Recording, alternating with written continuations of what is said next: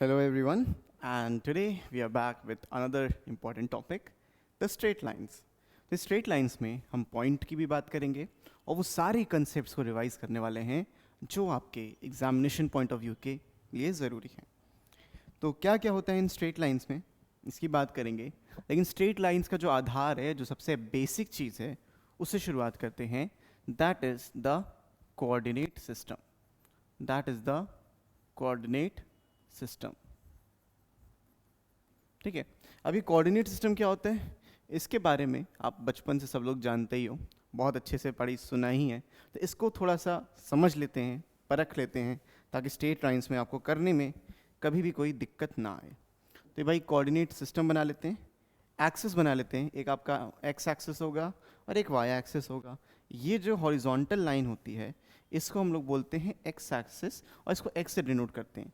इसका जो left side है इसको हम एक्स डैश से डिनोट करते हैं और जो ये मिडिल पॉइंट होता है this middle point is point 0. ठीक है, बेसिकली जो आपका एक्स एक्सिस होता है that is actually the real number line. जितने भी नंबर आप सोच सकते हो आप इस नंबर के इस लाइन के ऊपर प्लॉट कर सकते हो.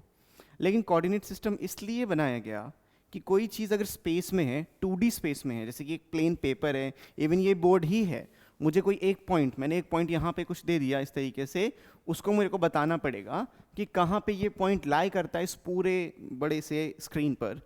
तो वो पॉइंट का जो लोकेशन है, लोकस है, उसको मैं कोऑर्डिनेट सिस्टम की हेल्प से बता सकता हूँ. ठीक है, तो कोऑर्डिनेट सिस्टम जब हम बात करते हैं, हम यहाँ पे 2D की बात कर रहे हैं. अभी 2D की बात 3D भी करेंगे, बाद में करेंगे, लेकिन अभी 2D के बारे में समझते हैं. तो भाई एक चीज़ समझो कि ये जो पॉइंट है पूरी स्पेस में, अच्छा इसको लिख लेते हैं पहले. ये वाई एक्सिस हो गया, ये आपका नेगेटिव वाई का साइड हो गया, वाई डैश. तो इस पॉइंट को हम डिनोट करते हैं किसी भी एक लेटर से जिसको हम पी बोलते हैं, और इसके कोऑर्डिनेट्स हम लिखते हैं एक्स कॉमा वाई. इसके कोऑर्डिनेट्स हम लिख लेते हैं एक्स कॉमा वाई. अब ये एक्स कॉमा वाई ऐसे ही कुछ नहीं है, इनका भी अपना एक मीनिंग है. वो मीनिंग क्या है उसको समझ लेते हैं. अगर हम इस एक्स कोऑर्डिनेट की बात, इसकी बात करें एक्स की, तो ये आपका बेसिकली बनता है एक्स कोऑर्डिनेट. एक्स कोऑर्डिनेट, ठीक है, इसको समझाते हैं. एक्स कोऑर्डिनेट, और this is also known as abscissa. इसको कहते हैं एब्सिसा. ठीक है, इसका एक नाम क्या होता है, एब्सिसा. ये होता है आपका y coordinate, this is known as y coordinate. इसे कोऑर्डिनेट बोलते हैं बट मैं कोऑर्डिनेट लिख दे रहा हूँ अभी.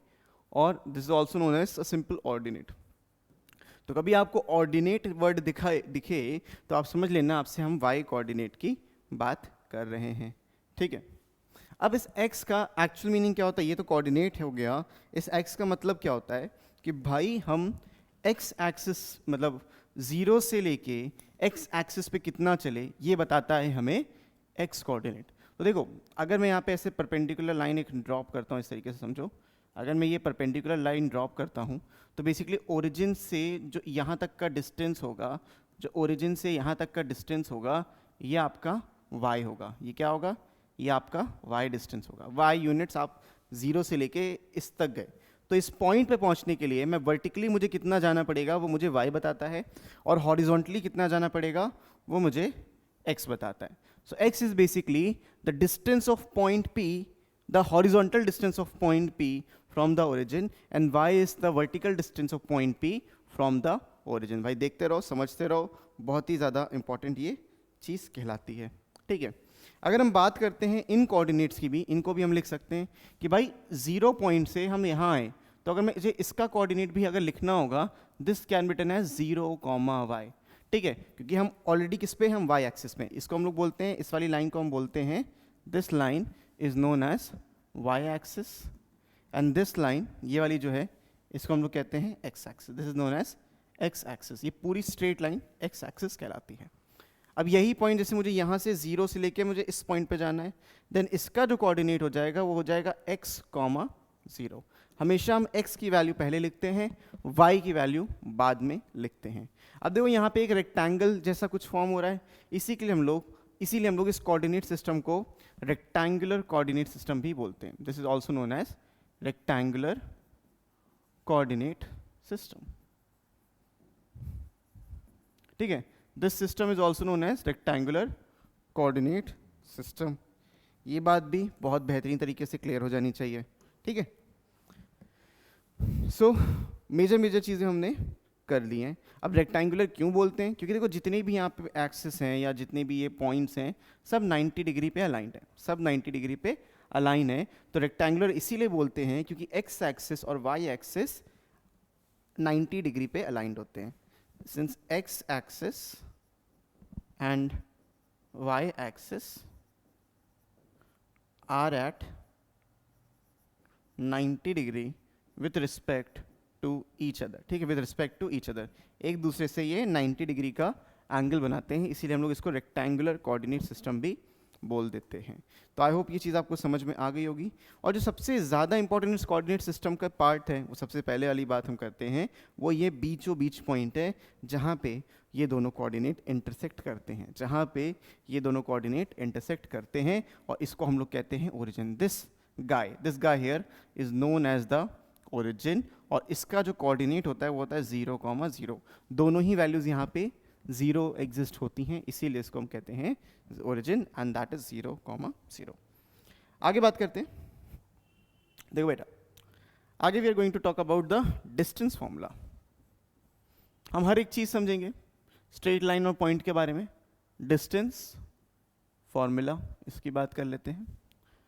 तो क्या है ये distance formula? Distance formula is basically किसी भी दो पॉइंट्स के बीच का अगर आपको डिस्टेंस निकालना हो कोऑर्डिनेट सिस्टम में, तो आप डिस्टेंस फॉर्मूला की हेल्प से निकालते हो। ये आपका वाई एक्सिस, ये आपका एक्स एक्सिस है, ठीक है। अगर आप यहाँ से यहाँ तक कोई एक लाइन खींचते हो, ये पॉइंट ए है, ये पॉइंट यहाँ पे लेट से बी है, और आप इन दोनों को ज्वाइन करते हो, जहाँ पे जो ए का कोऑर्डिनेट है वो x1, y1 हो जाता है, और जो बी का कोऑर्डिनेट है वो x2, y2 हो जाता है। तो जो डिस्टेंस फॉर्मूला होता है, इनके बीच का डिस्टेंस होता है, तो this is written as A B का मॉड मतलब कि डिस्टेंस बता रहे हैं। तो this is simply square root of x2 minus x1 का होल स्क्वायर एंड प्लस में y2 माइनस y1 का होल स्क्वायर। तो दो पॉइंट्स के बीच का डिस्टेंस आप बेसिकली x2 और इन कोऑर्डिनेट के पॉइंट्स को निकाल सकते हो। तो this formula here is known as the distance formula. This formula here is known as the distance formula, ठीक है। बेसिक्स सी बातें हैं, बहुत आसान सी चीज़ें, कोई बहुत ज़्यादा डिफिकल्ट नहीं है, ठीक है। दो पॉइंट्स आपको दिए हैं, वो पॉइंट्स की वैल्यू बस आपको यहाँ पे रखनी है इस फॉर्मूला में, and you'll get the distance. आगे बढ़ते हैं, बात करते हैं सेक्शन फॉर्मूला की। Let's talk about section formula. तो क्या होता है सेक्शन फॉर्मूला? देखो इसको भी, देखो आपके पास कोई लाइन है, आपके पास कोई भी एक स्ट्रेट लाइन है इस तरीके से, यह वो स्ट्रेट लाइन, ठीक है। अब इस पे दो पॉइंट्स लाई कर रहे हैं, ये पॉइंट ए है, ये स्ट्रेट लाइन है जो ए और बी को ज्वाइन कर रही है, ठीक है। ए और बी को ये लाइन ज्वाइन कर रही है, और मैं आपसे पूछता हूँ, इसमें एक पॉइंट पी आता है, इसमें एक पॉइंट पी आता है जो इस लाइन को एक रेशियो में डिवाइड करता है, and that ratio is, let's call this as m/n। मतलब ये वाला जो डिस्टेंस है ये m पार्ट हो गया, ये n पार्ट हो गया, m टाइम्स समथिंग हो सकता है, n टाइम्स समथिंग हो सकता है, ये होगा आपका। एंड ये जो पॉइंट A है इसके कोऑर्डिनेट्स आपके हो जाएंगे x1, y1, और पॉइंट B है इसके कोऑर्डिनेट्स हो जाएंगे x2, y2। तो ये कोऑर्डिनेट्स आपके यहाँ पे बन रहे हैं। देखो इसको याद करने का जो बहुत अच्छा तरीका है, m1 m2 भी ले सकते थे, मैं m और n लेके चल रहा हूँ। m और n इसलिए कि आपको बस ये याद रखना है। याद क्या करना है भाई, ये जो n होगा वो इधर वाले पॉइंट्स के साथ मल्टीप्लाई होगा, ये जो m होगा वो इधर वाले पॉइंट्स के साथ मल्टीप्लाई होगा। तो यहाँ पे जो पॉइंट्स का मल्टीप्लिकेशन होता है वो क्रॉस मल्टीप्लिकेशन होता है, और जो m है बेसिकली वो यहाँ से यहाँ तक की एक डिस्टेंस आप मान सकते हो, और n जो है वो यहाँ से पॉइंट P से B की डिस्टेंस है। तो मैं यहाँ पे ये कह सकता हूँ कि भाई AP is to PB is equal to m/n, ठीक है। AP is to PB is equal to m/n, और ये जो पॉइंट P है आपका, ये जो पॉइंट P है वो A और B के बीचों बीच लाई कर रहा है। तो जब बीचों बीच कोई चीज़ लाई कर रही होगी तो उसको हम लोग कहेंगे कि वो चीज़ इंटरनली डिवाइड कर रही है। तो इसको we can say this is the internal division, इसको कहेंगे इंटरनल डिवीजन। तो जब ये इंटरनल डिवीजन हो रहा होगा तब फॉर्मूला क्या बनेगा वो बात को समझते हैं, ठीक है। जब ये इंटरनल डिवीजन हो रहा होगा तो फॉर्मूला क्या बनता है। तो जो पॉइंट पी के कोऑर्डिनेट्स आते हैं, जो पॉइंट पी के कोऑर्डिनेट्स आते हैं, ध्यान से समझना होते क्या है।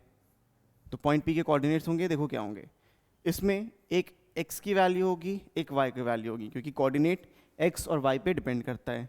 तो जैसे मैंने बोला कि भाई ये जो m है वो इधर वाले से मल्टीप्लाई होता है, तो x में what will do is will multiply this mx2 plus nx1 divided by m plus n, ठीक है। mx2 m उसके x कोऑर्डिनेट से मल्टीप्लाई हुआ, ये n इसके x कोऑर्डिनेट से मल्टीप्लाई हुआ, और डिवाइड करेंगे इसको m प्लस n से। तो it's kind of a weighted average वाला प्रॉब्लम। यहाँ पे भी सेम चीज़ होगी, will write m y2 plus n y1 divided by m plus n, divided by m plus n। तो ये जो आया है formula, this is known as the section formula, this is known as the section formula. अब इसको आप m1 m2 भी ले सकते थे, कोई दिक्कत नहीं है। जैसे मैंने m और n लिया, आप इसको m1:m2 भी ले सकते थे। इससे याद करना आसान होता है, m2x1 m1x2, है ना, क्रॉस मल्टीप्लाई होता है, तो वो आप याद कर सकते हो। लेकिन समझना ज़रूरी था आपको कि ये m1 m2 है क्या, ठीक है। सो this is when internal division is occurring in the line. अब एक बात और कर लेते हैं, जब आपका एक्सटर्नल डिवीजन हो रहा होगा, जब आपका एक्सटर्नल डिवीजन यहाँ पे हो रहा होगा, तो सेम सेक्शन फॉर्मूला में ही we are going to talk about the external division.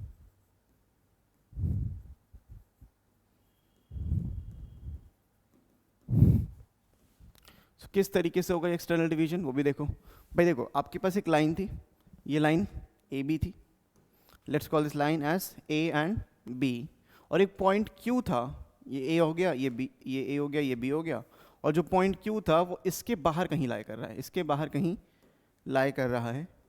इसको सही से बना लिया जाए, जो पॉइंट क्यू होगा इसके एग्जैक्टली कहीं बाहर लाई कर रहा होगा, समथिंग यहाँ पे। इसका कलर चेंज करके ब्लू कर लेते हैं, वाइट कर लेते हैं, ठीक।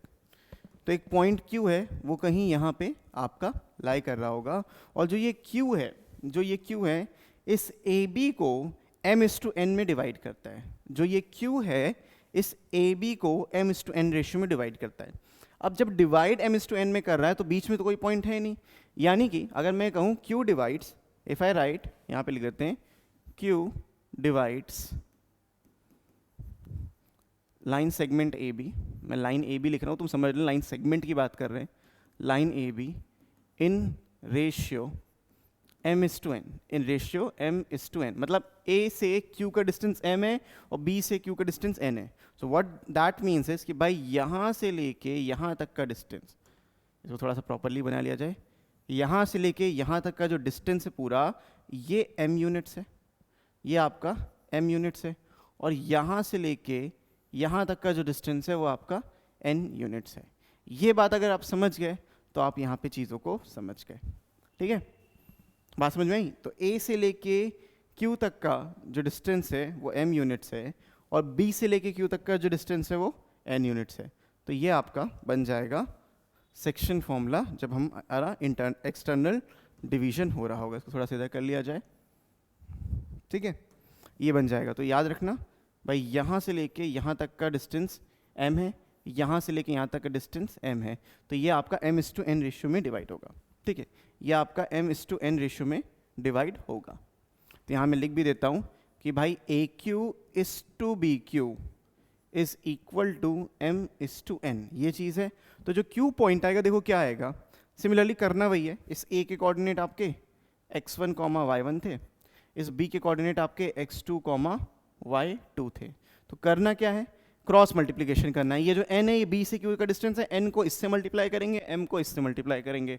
तो लिख लो भाई, इसको जो डिस्टेंस आएगा वो आएगा आपका mx2 माइनस nx1। तो देखो यहाँ पे प्लस की जगह क्या आ रहा है, सिर्फ और सिर्फ माइनस साइन का यहाँ पे आया, और माइनस वो वैल्यू होगी जो छोटी होगी दोनों में, ये m बड़ा होगा n छोटा होगा, तो माइनस वो वैल्यू होगी जो छोटी होगी, divided by m minus n, comma ऐसे my2 minus ny1 divided by m minus n।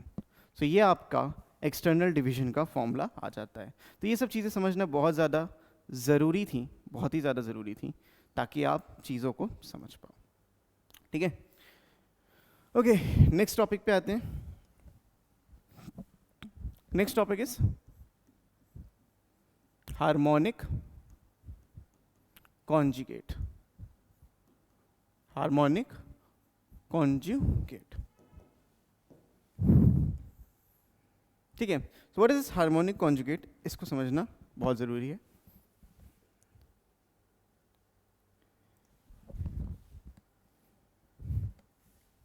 तो देखो, हार्मोनिक कॉन्जुगेट में क्या होता है कि अगर एक ऐसी हम लाइन बना दें, सीधी लाइन है, सीधी लाइन बना दी, और इस लाइन को बोल दिया ए बी, इस लाइन को बोल दिया ए बी, एक इसमें पॉइंट पी है, एक इसमें पॉइंट पी है, और इसमें एक पॉइंट एक्सटर्नल पॉइंट है, एक इसमें एक एक्सटर्नल पॉइंट आपका हो जाएगा, and that point let's say known as Q.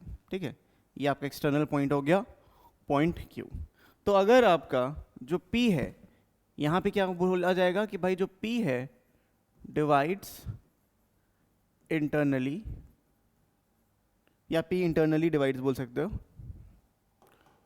P divides AB internally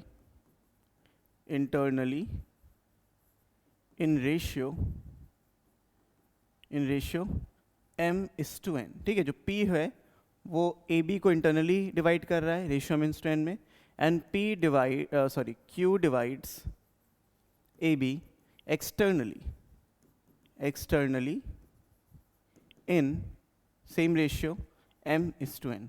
तो जब दोनों के रेशियो सेम होंगे, एक्सटर्नल और इंटरनल का, तो जो आपका ये AP है, AB है और AQ है, ये तीन चीज़ें, then AP, AB and AQ are in harmonic progression, तो आपका जो ये होगा ये हार्मोनिक प्रोग्रेशन में कहलाएगा। और ये पहला पॉइंट था। दूसरा पॉइंट इसमें ये है कि P एंड Q, जो पॉइंट्स हैं आपके, लिख लो पहले, points P and Q are known as harmonic conjugate to each other। ठीक है, तो यहाँ पे क्या होगा, आपका हार्मोनिक कॉन्जुगेट होगा एक दूसरे में। और जो फॉर्मूला होगा, देखो AP, AB, AQ, HP में होगा, इसका मतलब ये होता है कि जो बीच वाला पॉइंट है, यानी कि twice of AB will be equals to 1/AP plus 1/AQ। तो ये वाला पॉइंट आपका आएगा HP में, तो इसका मतलब ये है। ठीक है, तो ये होता है आपका हार्मोनिक कंजुगेट की पूरी मीनिंग। ठीक, so I hope this is clear to all of you. अब बात करते हैं कुछ स्पेशल सेंटर्स की या कुछ स्पेशल पॉइंट्स की। ठीक है, let's talk about a special points, coordinates of some special points की हम यहाँ बात करेंगे। सो नेक्स्ट टॉपिक है जो हमारा, वो है coordinates of some special points. ठीक है, coordinate of some special points, ये है हमारा heading, this is my heading, और इसमें हम पॉइंट्स को डालेंगे, कौन कौन से पॉइंट्स होंगे वो देख लेते हैं। तो इसको करने के लिए लेट्स यूज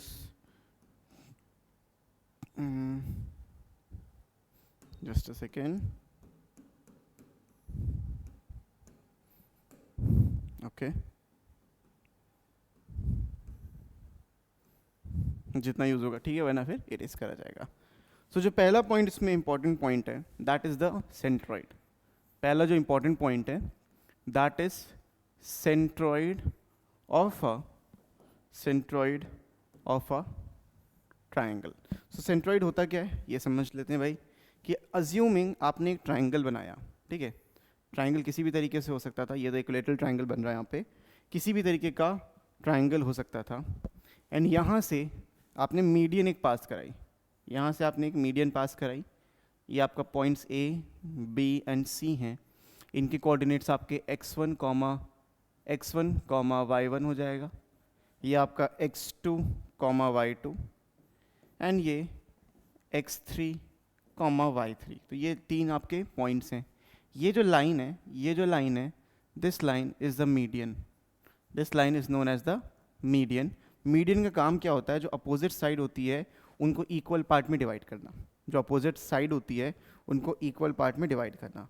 अब ऐसे ही दो से ज़्यादा मतलब दो मीडियंस के इंटरसेक्शन से, जहाँ पे जिस पॉइंट पे सारी मीडियंस इंटरसेक्ट करती हैं, जिस पॉइंट पे आपकी सारी मीडियंस इंटरसेक्ट करती हैं, उस पॉइंट को हम कहते हैं सेंट्रॉइड ऑफ द ट्राइंगल। तो ये वाला जो पॉइंट आएगा जहाँ पे सारी की सारी मीडियन इंटरसेक्ट करेंगी, ये वाला इक्वल पार्ट में बटेगा, ये वाला भी आपका इक्वल पार्ट में बटेगा। लेकिन जो ये पॉइंट आएगा, this point is known as G, this point is known as G. और जो ये जी होगा, ये पॉइंट जो जी होगा, हर एक मीडियन को, चाहे जो भी मीडियन आप उठा लो, उसको 2:1 के रेशियो में डिवाइड करेगा। जो ये पॉइंट जी होगा, सेंट्रॉइड, सेंट्रॉइड को हम रिप्रेजेंट करते हैं जी से, तो G divides the median in ratio 2:1। अब 2:1 मतलब कोई भी मीडियन होगी, जैसे ए बी है तो ए से कंसिडर करेंगे और यहाँ तक जो वर्टेक्स है वहाँ से आपको देखना है, तो 2:1 के रेशियो में वो डिवाइड कर रहा होगा। अब इसका कैलकुलेशन करना बहुत आसान है, आप सेक्शन फॉर्मूला से भी निकाल सकते हो। पर जो जी के कोऑर्डिनेट्स होंगे, हम कोऑर्डिनेट्स की बात कर रहे हैं, तो जी के कोऑर्डिनेट्स होंगे वो होंगे x1 + x2 + x3 whole divided by 3, comma y1 + y2 + y3 and whole divided by 3। ये आपके सेंट्रॉइड का फॉर्मूला होता है एंड ये होता है सेंट्रॉइड। ठीक है, this is your centroid, very very very important. इसको वाइट से कर लेते हैं, ये आपका सेंट्रॉइड के कोऑर्डिनेट्स का फॉर्मूला होता है। ठीक है, अब आते हैं भाई अगली बात की ओर, which is the incentre, which is the incentre. ठीक, अगले ज्योमेट्रिक पॉइंट पे आते हैं, सेकंड नंबर डाल लेते हैं यहाँ पे, विच इज द इन सेंटर। देखो इन सेंटर क्या होता है, बेसिकली जितने भी आपके एंगुलर बाइसेक्टर्स होते हैं उनका इंटरसेक्शन हम ले लेते हैं। तो एक ट्राइंगल ले लिया जाए, जितने आपके यहाँ पे एंगुलर बाइसेक्टर्स होंगे, जितने आपके एंगुलर बाइसेक्टर होंगे उनका हम इंटरसेक्शन ले लेंगे। एंगुलर बाइसेक्टर मतलब जो एंगल को दो इक्वल पार्ट में डिवाइड करते हैं। तो यहाँ इस पॉइंट से अगर मैं कंसिडर करूँ, एक लाइन ये गई, लेट्स से एक लाइन ये गई, ऊपर नीचे कहीं भी कर सकते हो, कोई दिक्कत नहीं है, और एक लाइन आपकी ये गई, कुछ इस तरीके से। ठीक है, तो जो यहाँ पे एंगल का फॉर्मेशन होगा, ये यहाँ पे इक्वल एंगल्स बनेंगे, यहाँ पे आपके ये वाले इक्वल एंगल्स बनेंगे, यहाँ पे आपके ये वाले इक्वल एंगल्स बनेंगे।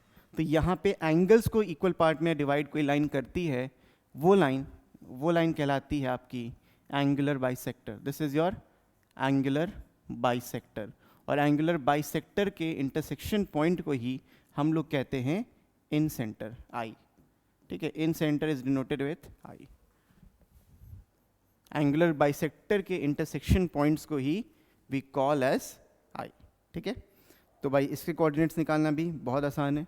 सिंपली आपके पास ये A है, ये B है और ये C है। ये कोऑर्डिनेट्स हो जाएंगे आपके again x1, y1, x2, y2 and x3, y3। ठीक है, ये आपके कोऑर्डिनेट्स हो गए। और एंगल A के सामने वाली जो लेंथ होती है, ये वाली लेंथ, इसको हम स्मॉल a से डिनोट करते हैं। एंगल B के सामने वाली जो लेंथ होती है उसको स्मॉल b से डिनोट करते हैं, और एंगल C के सामने जो होती है उसको स्मॉल c से डिनोट करते हैं। तो ये ABC स्मॉल क्या है, ये लेंथ्स हो गई आपकी। तो जो इन सेंटर का कोऑर्डिनेट आता है वो आता है आपका, ये बड़ा ध्यान से देखना, ax1 + bx2 + cx3। ठीक है, ax1 मतलब ये वाला जो पॉइंट है इसी के साथ, ये वाला पॉइंट इसके साथ, ये वाला पॉइंट इसके साथ मल्टीप्लाई होगा और डिवाइड होगा a + b + c से, divide by a + b + c, comma ये आ जाएगा ay1 + by2 + cy3 divided by a + b + c। तो ये होता है आपका इन सेंटर का फॉर्मूला, ये होता है आपका इन सेंटर के कोऑर्डिनेट्स का फॉर्मूला। ठीक है, अगर आप यहाँ पे इन सेंटर की एक प्रॉपर्टी क्या होती है, अगर आप इसको रेडियस लेके, इस मतलब कि इन सेंटर से लेके ये इस चीज़ को अगर आप रेडियस लेके एक सर्कल को ड्रॉ करते हो, इसको रेडियस लेके एक सर्कल को ड्रॉ करते हो, तो वो कुछ सर्कल इस तरीके से दिखता है, वो तीनों साइड्स को टच करते हुए मिलेगा। और ये सर्कल जो होगा, ये वाला जो सर्कल आपने बनाया होगा,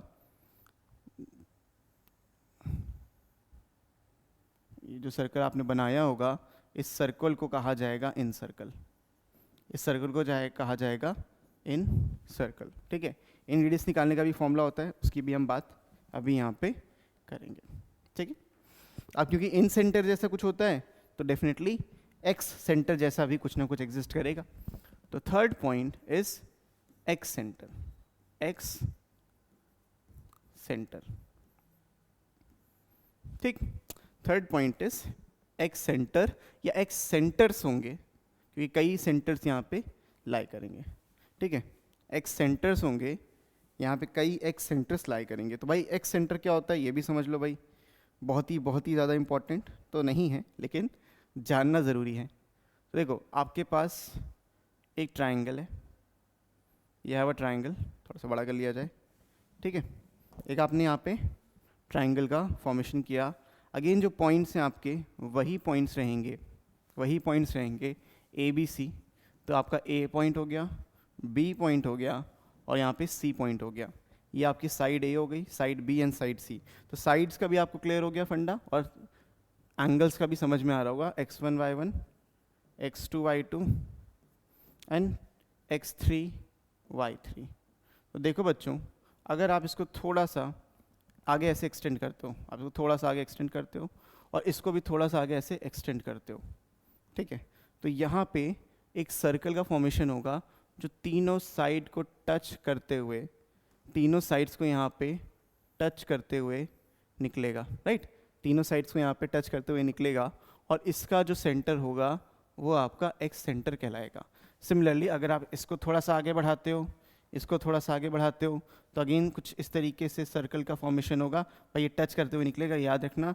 अगेन यहाँ पे इसका कोई सेंटर होगा, ये भी एक एक्स सेंटर कहलाएगा। सेम चीज़ इधर, अगर आप इसको थोड़ा सा आगे बढ़ाते हो, इसको थोड़ा सा आगे बढ़ाते हो, तो भाई यहाँ पे भी एक सर्कल का फॉर्मेशन होगा जो तीनों साइड्स को टच करके निकलेगा, इसको भी हम एक्स सेंटर बोलेंगे। अब ध्यान से समझो भाई, ये जो x1 y1 वाला है इसको हम e1 बोलेंगे, x2 y2 के सामने वाले को हम e2 बोलेंगे और x3 y3 के सामने वाले को हम e3 बोलेंगे। अब इनके फॉर्मूले समझ लो, बहुत ज़्यादा डिफिकल्ट नहीं है।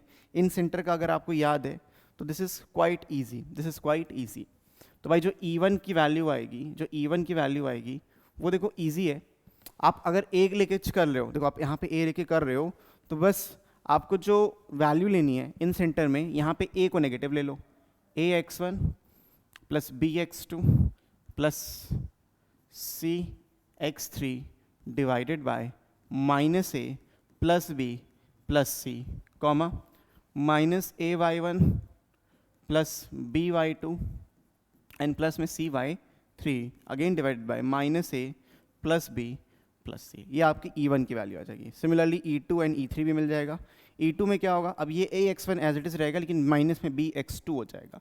तो जो भी पॉइंट निकाल लो उस पॉइंट का जो कोफिशिएंट के साथ वैल्यू आएगी वो नेगेटिव आ जाएगी, plus CX3 divided by A minus B plus C, comma यहाँ पे it will be A y1 minus B y2 plus C y3 divided by A minus B plus C.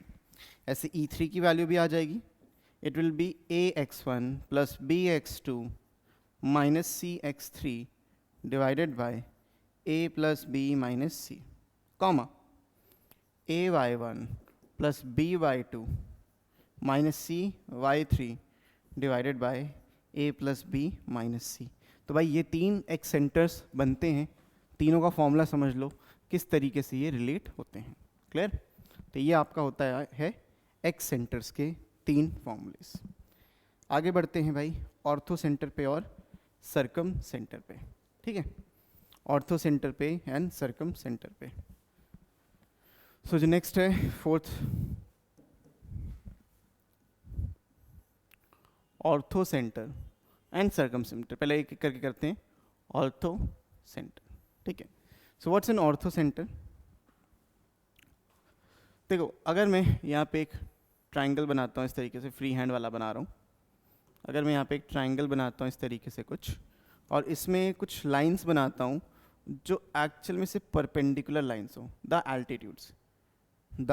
Altitudes, यहाँ से भी same चीज़ जो यहाँ पे 90 डिग्री का formation करे, यहाँ से भी सेम चीज़ जो यहाँ पे आके 90 डिग्री का फॉर्मेशन करे।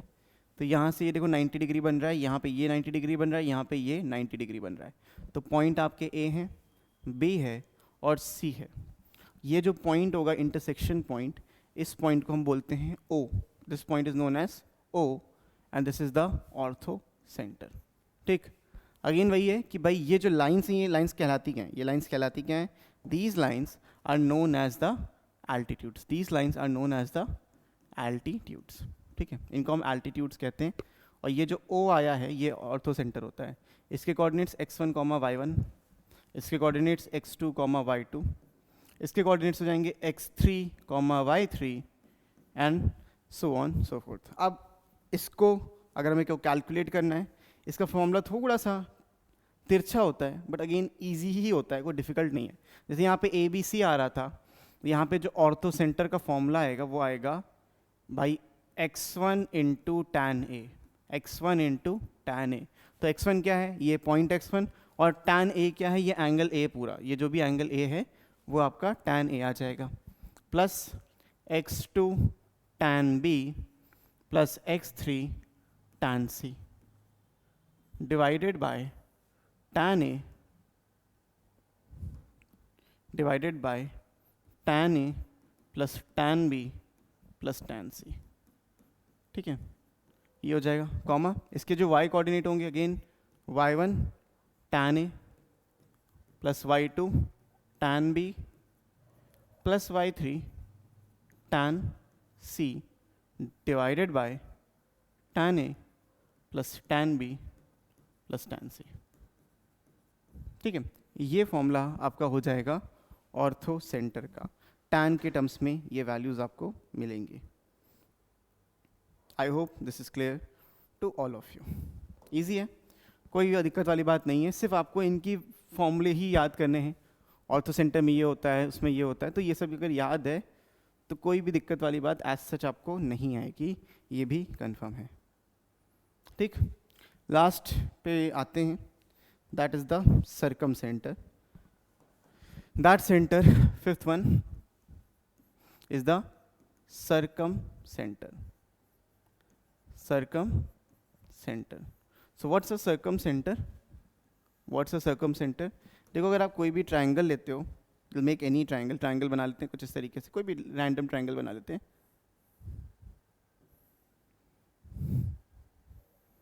ठीक है, इस तरीके से आप कोई भी ट्राइंगल अगर ले रहे हो और उसमें परपेंडिकुलर बाइसेक्टर्स ड्रॉ कर रहे हो। परपेंडिकुलर बाइसेक्टर्स का मतलब क्या होता है? वो लाइंस जो इसको दो इक्वल परपेंडिकुलर हों, किसी भी साइड से परपेंडिकुलर हों और दो इक्वल पार्ट्स में डिवाइड भी करे। तो दो इक्वल पार्ट्स में डिवाइड करना इज द मस्ट। तो देखो, ये आपका परपेंडिकुलर बाइसेक्टर एक इधर से जाएगा, सीधा कर ले, हाँ, ये परपेंडिकुलर बाइसेक्टर एक इधर से जाएगा, एक परपेंडिकुलर बाइसेक्टर इसको जो दो इक्वल पार्ट में डिवाइड करेगा कुछ इस तरीके से निकल के जाएगा। ठीक है, एक परपेंडिकुलर बाइसेक्टर जो इसको दो इक्वल पार्ट में डिवाइड करेगा वो इधर से निकल के जाएगा। तो आप देख रहे हो इनकी जो लाइन, जो परपेंडिकुलर बाइसेक्टर्स बन रहे हैं, जो परपेंडिकुलर बाइसेक्टर यहाँ पे बन रहे हैं वो 90 डिग्री तो होना ही चाहिए। ये सारे के सारे क्या होंगे? ये सारे के सारे 90 डिग्री का फॉर्मेशन करेंगे और ये इक्वल पार्ट में डिवाइड भी करेंगे। ये जो है इक्वल पार्ट में डिवाइड भी करेंगे। ठीक है, जो ये परपेंडिकुलर बाइसेक्टर ने इक्वल पार्ट में डिवाइड करेंगे। सो जो ये सेंटर आया, इनका जो इंटरसेक्शन पॉइंट आया, this intersection point is known as the circumcentre. This intersection point is known as the circumcentre. और अगर आप एक सर्कल को ड्रॉ करते हो, अगर आप एक सर्कल को ड्रॉ करते हो taking radius from the centre to any of the vertex, तो आपको एक सर्कल मिलेगा। Taking radius from any of the vertex, तो आपको एक सर्कल का फॉर्मेशन होता हुआ मिलेगा। ठीक है, कुछ इस तरीके से आपको ये मिलेगा। तो यहाँ पे ये सर्कम सेंटर कहलाता है। और जो सर्कल बनता है, जो ये सर्कल बनता है, इसको हम लोग कहते हैं सर्कम सर्कल, इसको हम लोग कहते हैं सर्कम सर्कल। ठीक है, और यहाँ से ये जो लेंथ होती है ये भी बना लिया जाए। लेट्स यूज गुलाबी कलर। यहाँ से जो ये लेंथ होती है, ये यहाँ से लेके ये रेडियस होती है, और इसको हम लोग कैपिटल आर से डिनोट करते हैं. It is known as the circumradius. This known as the circumradius. ठीक है. तो परपेंडिकुलर बाइसेक्टर की हेल्प से जब भी आप ये बना रहे होगे तो उसका जो ज्योमेट्रिक सेंटर होगा, this is known as the circumcircle. तो इसका जो फॉर्मूला होता है, फॉर्मूला बड़ा बहुत ज़्यादा इंपॉर्टेंट है. तो फॉर्मूला जो होगा इसका सी का, सर्कम सेंटर का जो फॉर्मूला होता है वो होता है, देखो, x1 sine 2a plus x2 sine 2b plus x3 sine 2c divided by sine of 2a plus sine of 2b plus sine of 2c. ठीक है. तो इनके साइंस को हमें यहाँ पे इस तरीके से लिखना पड़ता है. कॉमा लगाओगे सेम बस y के साथ आ जाएगा. तो y1 sine 2a plus y2 sine 2b plus y3 sine 2c divided by, अच्छा ये एक चीज़ समझना भाई, ये a है, ये b है, इसको अगर मैं c बोल रहा हूँ, let's call this c dash, let's call this c dash. ठीक है. नाम में क्या रखा है, ये जो c है वो एंगल c को बना रहा है, इसलिए बस मैंने चेंज कर दिया, बाकी कोई इसमें दिक्कत वाली बात नहीं है. This will be sine 2a plus sine 2b plus sine 2c. बस ये इसका प्रॉपर फॉर्मूला बन के आता है for the coordinates of the circum centre. So I hope ये बात एकदम बढ़िया तरीके से क्लियर हो गई होगी. इसकी हमें अब ज़रूरत कुछ खास है नहीं, तो we can remove this thing. या ओके, आगे बढ़ते हैं. आगे देखेंगे कि कोई भी ट्रायंगल है, let's take a triangle, any triangle, for any triangle this is true, for any triangle this is true, जो आपका ऑर्थो सेंटर, सेंट्रॉइड और सर्कम सेंटर होता है वो एक कोलिनियर फैशन में बना होता है. तो लेट्स से ये आपका ऑर्थो सेंटर था, ये आपका सेंट्रॉइड था, और ये आपका सर्कम सेंटर था. ठीक है. तो जो ये होता है एक स्ट्रेट लाइन में लाई करते हैं. So in any triangle O G and C are collinear. In any triangle, कोई भी ट्राइंगल हो, आपका जो ओ जी एंड सी हैं वो कोलिनियर होंगे. ये बात तो अच्छे से समझ में आ गई होगी. लेकिन जो ये सेंट्रॉइड होगा वो ओ और सी को भी 2:1 के रेशियो में डिवाइड करेगा. तो जो जी है G divides O and C in ratio 2:1. ठीक है. इन रेशियो 2:1. आई होप ये चीज़ भी समझ में अच्छे से आ गई होगी. आगे बढ़ते हैं और बात कर लेते हैं एरिया ऑफ अ ट्राइंगल की. क्योंकि भाई एरिया ऑफ जो ट्राइंगल है वो भी पॉइंट्स के बेसिस पे ही आता है. तो एरिया ऑफ ये ट्राइंगल बना लेते हैं. लेट्स से इसके जो कोऑर्डिनेट्स हैं ए x1 कॉमा y1, b है x2 comma y2 and c है x3 कॉमा y3. ठीक है. ये पॉइंट्स हैं और आपको इनको एरिया निकालना है. Area of a triangle, area of a triangle, इसको एज अ हेडिंग ही याद रखना, बड़ा आसान सा है. डिटर्मिनेंट्स में भी आपने देखा होगा, यहाँ भी हम देख लेते हैं, बट पॉइंट की बात कर रहे थे तो बताना ज़रूरी था. सो जो एरिया होगा that will be half of the determinant x1 x2 x3, यहाँ लिखेंगे y1 y2 y3, यहाँ पे आ जाएगा 1 1 एंड 1. तो ये जो भी आंसर आएगा उसको मॉड के अंदर रखना है. जो भी आंसर आएगा उसको पॉजिटिव बनाने के लिए मॉड के अंदर रखोगे. तो because area can never be negative, तो अगर नेगेटिव आंसर आ भी रहा होगा तो उसको प्लस साइन के साथ लिख देना है. ये चीज़ हमेशा याद रखना. ठीक है. चलो भाई, क्या ये बातें समझ में आ गई? ये बात अगर समझ में आ गई तो पॉइंट्स को आपने मास्टरी कर ली है, पॉइंट्स में आपने एकदम अच्छे से महारत प्राप्त कर ली है. अब बात करते हैं अपने मुद्दे की, which is the straight line. ठीक है. अब बात करेंगे अपने मुद्दे की जो है एक straight line. What are straight lines? Straight lines, so भाई कोई भी लाइन हो, किसी भी तरीके की लाइन जो इस तरीके से दिख रही हो, इस तरीके से दिख रही हो, इवन इस तरीके से दिख रही हो या इस तरीके से दिख रही हो, ऐसे भी हो सकती है, कैसे भी बन रही हो, ये सारी की सारी क्या कहलाएंगी, ये सारी की सारी आपकी स्ट्रेट लाइंस कहलाएंगी, ये सारी की सारी स्ट्रेट लाइंस कहलाएंगी। ठीक है, ओके, बेहतरीन बात समझ में आ गई। तो जो ये स्ट्रेट लाइंस होती हैं, इसको कोऑर्डिनेट सिस्टम में बना लिया जाए, तो स्ट्रेट लाइंस होती हैं, उसका जो सबसे इंपॉर्टेंट पार्ट होता है वो होता है इंक्लिनेशन ऑफ अ लाइन। जो सबसे पहली चीज़ जानने वाली बात होती है आपकी, वो होता है इंक्लिनेशन ऑफ अ लाइन। ठीक है, इंक्लिनेशन ऑफ अ लाइन, ये है सबसे मज़ेदार और सबसे इंपॉर्टेंट बात। तो अगर आप कोऑर्डिनेट एक्सिस बनाते हैं कुछ इस तरीके से, ठीक है, और एक कोई लाइन है, एक कोई भी लाइन है जो कुछ यूं इससे जा रही है, कुछ क्यों इस तरीके से जा रही है,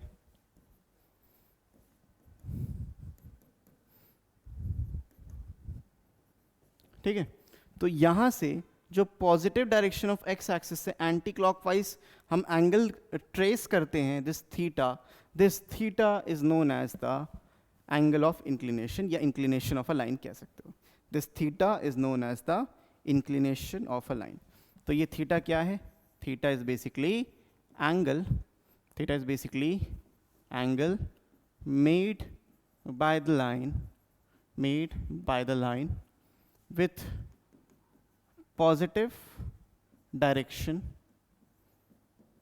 of x-axis, with positive direction of x-axis in anti-clockwise direction, in anti-clockwise direction। ठीक है, ये हो जाएगा आपका थीटा क्या मतलब, this is the meaning of theta.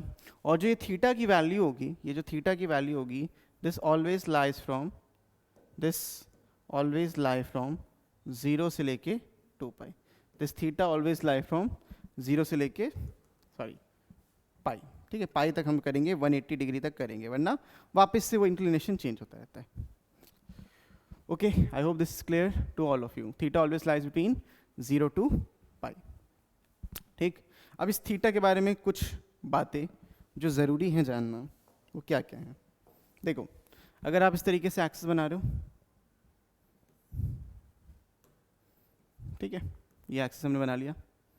अगर लाइन इस एक्सिस के, अगर जो आपकी लाइन है इस एक्सिस के ऐसे परपेंडिकुलर है, या फिर इस लाइन एक्स एक्सिस के पैरेलल है, एक्स एक्सिस के या तो परपेंडिकुलर हो सकती है या तो एक्स एक्सिस के पैरेलल हो सकती है।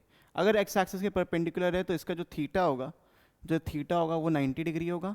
अगर एक्स एक्सिस के पैरेलल है तो इस लाइन का जो थीटा होगा वो 0 डिग्री होगा, इस लाइन का जो थीटा होगा वो 0 डिग्री होगा। ठीक है, 90 एंड 0 डिग्री, ये चीज़ बहुत ज़्यादा ज़रूरी थी आपको समझने के लिए। Okay, next heading is slope of a line. Next heading is slope of a line. तो क्या है, कौन सी मुर्गी है स्लोप, ये भी समझते हैं। स्लोप ऑफ अ लाइन, तो अभी जो हम थीटा निकाल लेते, अगर मैं उसको बोल दूँ tan थीटा, थीटा के साथ में tan लगा दूँ, तो ये जो पूरी क्वांटिटी आएगी ये कहलाएगी स्लोप ऑफ द लाइन। ये क्या कहलाएगी, this is known as slope of the line. और इस m की जो वैल्यू होती है, m will belongs to from -infinity to infinity. ठीक है, जो m की वैल्यू होगी वो -इन्फिनिटी टू इन्फिनिटी होगी, या ऐसा भी कह सकते हो कि नॉट डिफाइंड भी हो सकती है, और नॉट डिफाइंड में भी ये चीज़ आ सकती है, कभी डिफाइंड भी ना हो। तो नॉट डिफाइंड वाले बात कब उठेगी, कब हम बोलेंगे कि जो हमारा भाई थीटा है या जो स्लोप है वो डिफाइंड ही नहीं है। देखो, डिफाइंड कब नहीं होता वो देखने से पहले ये देख लो कि होता क्या है स्लोप। तो भाई देखो, ये आपने ऐसे लाइंस खींची, अब कोई लाइन इस तरीके से जा रही थी जो एंगल थीटा बना रही थी, कोई लाइन इस तरीके से जा रही थी जो आपका एंगल यहाँ पे थीटा बना रही थी, तो यहाँ पे m क्या कुछ tan थीटा अगर करोगे तो वो सीधा सीधा स्लोप आपका कहलाएगा। ठीक है, अब अगर यही लाइन, ऐसी जो लाइंस हैं ये, इसमें स्लोप डिफाइंड है।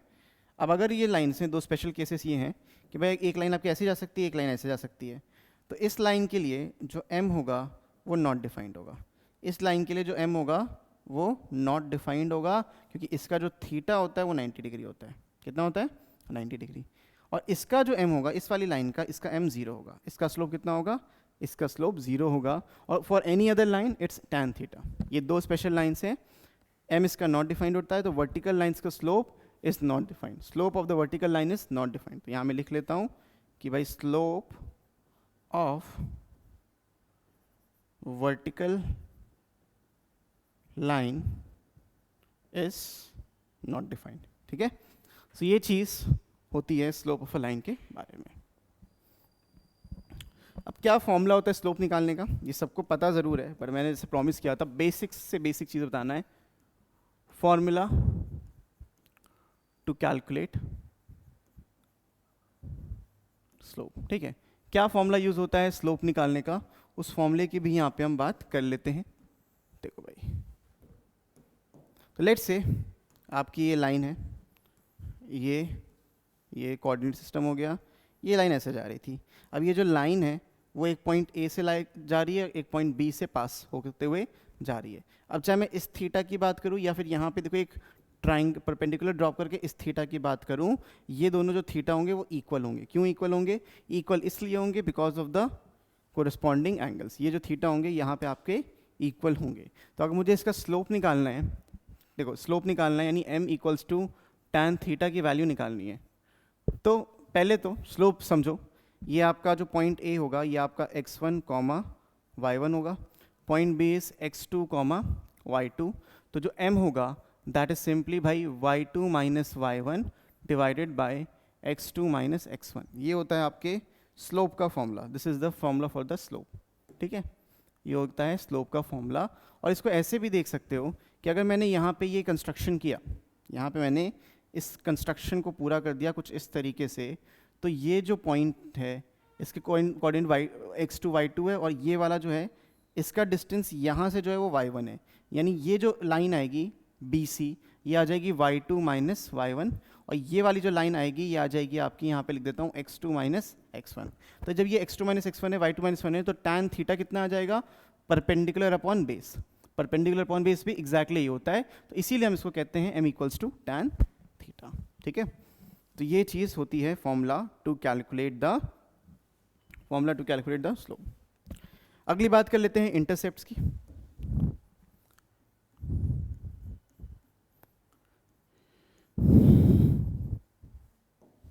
इंटरसेप्ट, इंटरसेप्ट्स क्या होती हैं? इंटरसेप्ट बेसिकली वो डिस्टेंस होती हैं जो लाइन कट करती हैं कोऑर्डिनेट एक्सिस पे। इंटरसेप्ट्स वो डिस्टेंस होती हैं जो लाइन कट करती हैं कोऑर्डिनेट एक्सिस पे। सो देखो ये आपके कोऑर्डिनेट एक्सिस है, मैं अब XY नहीं लिख रहा हूँ, यू गेट द पॉइंट कि क्या चीज़ क्या है, आपको समझ में आ रहा है। तो यहाँ से यहाँ तक इस लाइन ने जो इस Y एक्सिस पे कट किया ओरिजिन तक, इसको हम लोग कहते हैं Y इंटरसेप्ट। इसको क्या कहते हैं? Y intercept. This known as Y intercept. और जो ओरिजिन से लेके इस पॉइंट तक का डिस्टेंस है जहाँ पे वो X एक्सिस को कट कर रहा है, उसको हम लोग कहते हैं X इंटरसेप्ट। ठीक है, ये चीज़ समझ गए? तो मोस्ट ऑफ द चीज़ें आप समझ गए हो। ठीक है, तो यहाँ से जो आपका X इंटरसेप्ट हो सकता है, वो हो सकता है पॉजिटिव भी, वो हो सकता है नेगेटिव भी, और ज़ीरो भी हो सकता है। जो आपका Y इंटरसेप्ट है ये भी क्या हो सकता है? इट कैन बी पॉजिटिव अगर पॉजिटिव साइड पे कट कर रहा है, नेगेटिव अगर नेगेटिव साइड पे कट कर रहा है, या ज़ीरो अगर वो कट ही नहीं कर रहा X या Y एक्सिस को, तो वो ज़ीरो भी हो सकता है। तो यहाँ पे कुछ केसेस देख लेते हैं कि कब X इंटरसेप्ट पॉजिटिव होगा, नेगेटिव होगा और ज़ीरो होगा।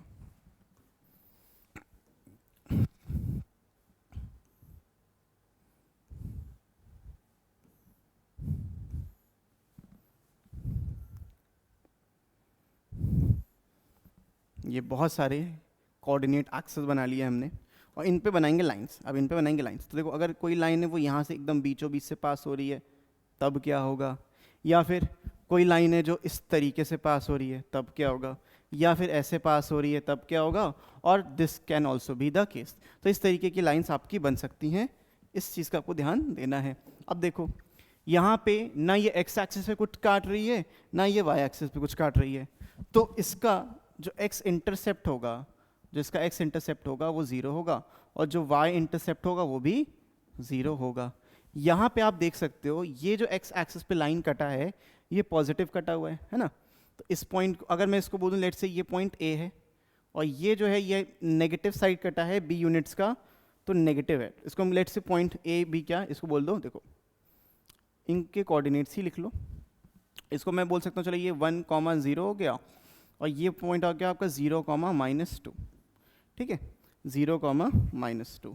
तो इस पे जो x इंटरसेप्ट आ रहा है, इस वाले पॉइंट पे जो x इंटरसेप्ट है वो 1 आ रहा है, और जो y इंटरसेप्ट है वो आपका -2 आ रहा है। मतलब यहाँ से यहाँ तक की जो डिस्टेंस है वो कितनी है, -2। ये इंटरसेप्ट मेरे को बता रहा है। Similarly let's call this as -3,0 और 0,4। तो यहाँ पे जो आपका x इंटरसेप्ट है वो है नेगेटिव, वो है -3, और जो y इंटरसेप्ट है वो है +4। यानी कि जो डिस्टेंस है बेसिकली ये 4 यूनिट का है, और ये जो डिस्टेंस है ये 3 यूनिट्स का है, लेकिन उल्टे साइड है, इसीलिए आपका -3 लिख के आ रहा है। ये वाला पॉइंट देखो, इसको कह लेते हैं -2,0, और ये 0,-3 ले लेते हैं। तो यहाँ पे जो ये डिस्टेंस है ये वाला, ये 3 यूनिट है, ये डिस्टेंस आपका 2 यूनिट है, लेकिन जो x इंटरसेप्ट है वो -2 होगा, और जो y इंटरसेप्ट है वो -3 होगा। तो पॉजिटिव नेगेटिव यहाँ पे कुछ भी इंटरसेप्ट्स आ सकते हैं, वो कैसे आ रहे हैं वो मैंने यहाँ पे आपको एक्सप्लेन कर लिया, ठीक है। अब बात कर लेते हैं इक्वेशन ऑफ लाइन की, है ना। अब बेसिकली जो मेन मुद्दा है पूरा इन सब चीज़ों को सीखने का, वो है इक्वेशन निकालना लाइन की। जितनी भी इक्वेशन वाली चीज़ें होती हैं, पैराबोला, हाइपरबोला, इलिप्स, सर्कल और स्ट्रेट लाइंस, इसमें सिर्फ आपसे इक्वेशन ही पूछी जाती है, और 2-4 चीज़ें उससे रिलेट करके पूछ ही जा सकती हैं, ठीक है। तो यहाँ पे we are going to learn about equation of a line, equation of a line. Class 10th में इस टॉपिक से बहुत ज़्यादा डर लगता था आप लोगों को, अभी देखना शायद वो डर निकल चुका होगा, तभी आप जेई की तैयारी कर रहे हो। इक्वेशन ऑफ अ लाइन, तो इसमें ना ये कर लेते हैं, वेट, इसको भी कॉपी कर लिया जाए, क्योंकि कई तरीके की इक्वेशन ऑफ अ लाइन होती हैं, ठीक है। सो पहला पॉइंट, जो पहला और बहुत ही बेसिक सा होता है, वो होता है आपका पॉइंट स्लोप फॉर्म, वो होता है आपका पॉइंट स्लोप फॉर्म।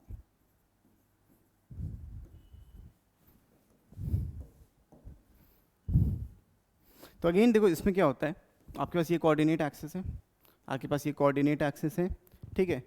इसमें आपको स्लोप पता होगा, आपको यहाँ पे एक स्लोप पता होगा, और आपको उस किसी एक पॉइंट के कोऑर्डिनेट पता होंगे। लेट्स से एक लाइन यहाँ से जा रही है, वाइट कलर की लाइन ले लेते हैं, एक लाइन इस तरीके से पास होते हुए जा रही है, इसके जो पॉइंट, जिस पॉइंट से पास होते हुए जा रही है उसको हम लोग कह रहे हैं x1, y1। ये पॉइंट से पास होते जा रही है, और मुझे इसका स्लोप पता है, मतलब इस लाइन का जो स्लोप है वो है m, स्लोप है m। तो जो पॉइंट स्लोप फॉर्म की इक्वेशन आएगी, वो सिंपल सी इक्वेशन ये है कि y minus y1 is equals to m times x minus x1।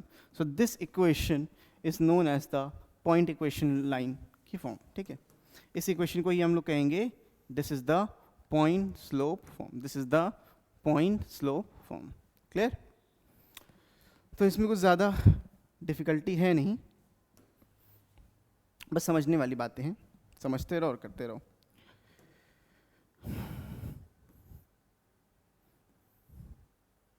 अब क्या होगा, अगर एक लाइन है कुछ इस तरीके से पास हो रही है, और इसका स्लोप नहीं मालूम, लेकिन 2 पॉइंट्स पता है, एक पॉइंट ए है जिसको हम x1, y1 बोल रहे हैं, और एक पॉइंट बी है जिसको हम x2,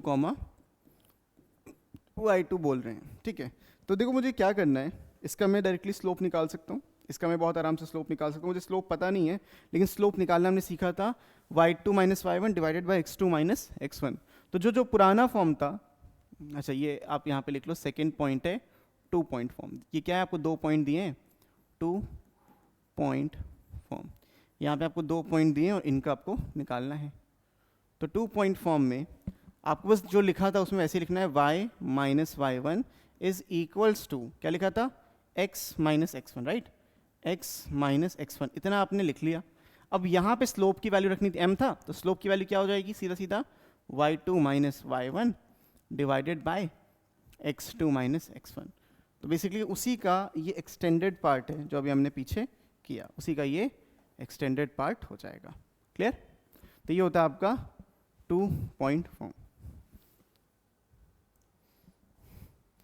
okay, so next part is तीसरा, स्लोप इंटरसेप्ट फॉर्म।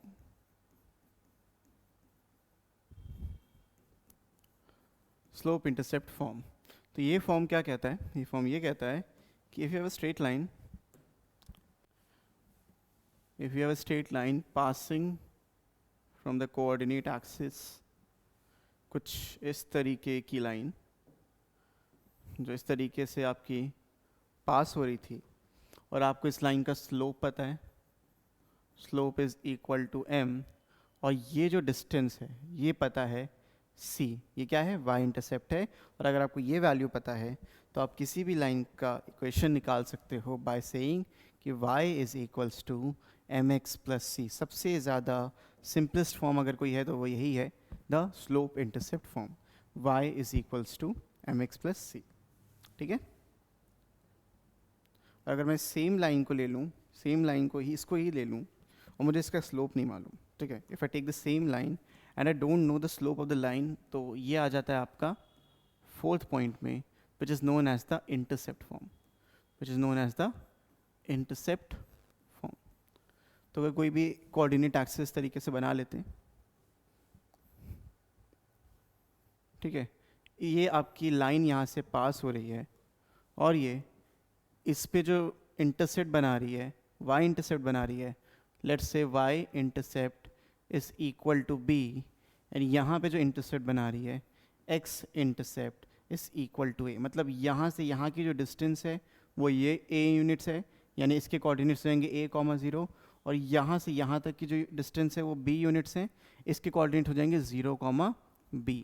तो इस इंटरसेप्ट फॉर्म की जो इक्वेशन होगी वो ये होगी, x upon a plus y upon b is equal to 1। So this is the intercept form वाली इक्वेशन। ठीक है, इसको आप ऐसे भी लिख सकते हो, x upon x intercept plus y upon y intercept equals to 1। तो ये लिख रहे हो या ये लिख रहे हो, बेसिकली आप सेम चीज़ को लिख रहे हो। याद करने के लिए जो भी आपको बेहतरीन लगे आप उसको कर सकते हो। ठीक है भाई, ये चीज़ आपकी हो गई इंटरसेप्ट फॉर्म। फिर नेक्स्ट जो फॉर्म आता है हमारा वो आता है पैरामेट्रिक फॉर्म। जो नेक्स्ट फॉर्म आता है वो आता है पैरामेट्रिक फॉर्म। तो फिफ्थ है ना, फोर्थ या fifth equation of a line is parametric form. Parametric मतलब एक पैरामीटर आपको यहाँ जुड़ जाता है, पैरामेट्रिक फॉर्म, इसके बारे में भी हम बात कर लेते हैं।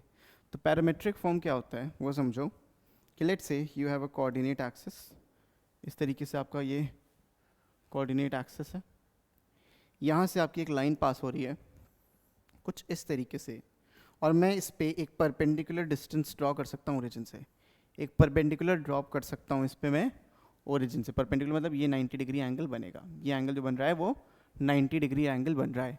ये परपेंडिकुलर मैंने लाइन के ऊपर ड्रॉ करी है, ओरिजिन के ऊपर। ठीक है, सो इसका जो इक्वेशन आएगा पैरामेट्रिक, सॉरी ये आपका है not the parametric with normal form, क्योंकि मैंने परपेंडिकुलर ड्रॉप किया है, this is known as the normal form. ठीक है, यहाँ पे पैरामीटर तो नहीं ले रहे, सिर्फ एक एंगल पता होना चाहिए और इसका परपेंडिकुलर पता होना चाहिए। तो ये जो डिस्टेंस जो परपेंडिकुलर आपने ड्रॉप किया है, इसकी जो लेंथ होनी चाहिए वो p होनी चाहिए, और एंटी क्लॉकवाइज डायरेक्शन में एंगल बनना चाहिए अल्फ़ा। लेकिन ये अल्फ़ा लाइन का एंगल नहीं है, ये उस परपेंडिकुलर का एंगल है जो लाइन के ऊपर हमने ड्रॉप की है। और थीटा की अगर बात करें तो थीटा तो इधर होता है। ठीक है, this is your theta. Alpha क्या है? अल्फ़ा यहाँ पे एक एंगल है। तो इस केस में जो इक्वेशन आएगी इस वाली, इसको अगर लाइन एल बोल रहा हूँ तो इक्वेशन ऑफ लाइन एल, इस येलो लाइन की जो इक्वेशन आएगी वो आएगी x अपॉन cos alpha plus y upon sine alpha is equals to p। ये कहलाती है आपकी नॉर्मल फॉर्म, ये कहलाती है आपकी normal form equation of a line. ठीक है, जहाँ पे आपको अल्फ़ा और p के वैल्यू पता है तो आप इसमें निकाल सकते हो। इस फॉर्म को हम परपेंडिकुलर फॉर्म भी बोलते हैं, नॉर्मल परपेंडिकुलर यहाँ पे सेम चीज़ हो जाएगी, ठीक है। अब यहाँ पे अगर हमें परपेंडिकुलर नहीं मालूम है, देखो नेक्स्ट है एंड लास्ट है पैरामेट्रिक फॉर्म। पैरामेट्रिक लास्ट में ही पढ़ाया जाता है, पता नहीं क्यों, बट ठीक है। पैरामेट्रिक फॉर्म,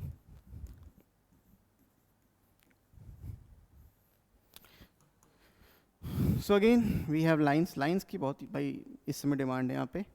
सो इस तरीके से कोऑर्डिनेट एक्सिस है, this is a coordinate axis, और यहाँ से आपकी एक लाइन पास हो रही है, let's call this yellow line, और लाइन कुछ इस तरीके से पास हो रही है, यहाँ पे लाइन कुछ इस तरीके से पास हो रही है, और ये जो एंगल बन रहा है ये थीटा भी बोल सकते हो आप, अल्फा भी बोल सकते हो। यहाँ पे मैं अल्फा बोल देता हूँ, और यहाँ मुझे कोई परपेंडिकुलर डिस्टेंस नहीं मालूम ओरिजिन से। परपेंडिकुलर डिस्टेंस होता तो बढ़िया था, मेरा काम हो जाता, लेकिन परपेंडिकुलर डिस्टेंस जब नहीं मालूम है, लेकिन एक पॉइंट ज़रूर मालूम है, let's call this as x1, y1। तो जब ये चीज़ मालूम होगी तो इस पैरामेट्रिक फॉर्म की जो लाइन की इक्वेशन होगी वो होगी, देखो जो इक्वेशन होगी, that equation will be x minus x1 divided by cos alpha. पिछले में प्लस था, यहाँ पे इक्वल टू होगा y minus y1 divided by sine alpha, and this is equal to a constant which is equal to the lambda. ये constant के बराबर आते हैं एंड ये लैम्डा कहलाता है। तो this is the parametric form of the equation. यहाँ पे जो लैम्डा है वो एक रियल नंबर है, और जो लैम्डा है वो एक पैरामीटर कहलाएगा। लैम्डा यहाँ पे पैरामीटर है, अल्फा नहीं, ठीक है। लैम्डा आपका क्या है, एक पैरामीटर यहाँ पे हो जाएगा, ठीक। सो ये चीज़ें इक्वेशन ऑफ अ लाइन में आपको ज़रूरी हैं, और यही 6 टाइप के इक्वेशन ऑफ लाइन आपकी बनती हैं, ठीक है। अगर यही चीज़, अच्छा एक चीज़ हम इसको और कह सकते हैं, इसमें एक इक्वेशन और लिखी जा सकती है, इसमें एक इक्वेशन और लिखी जा सकती है, विच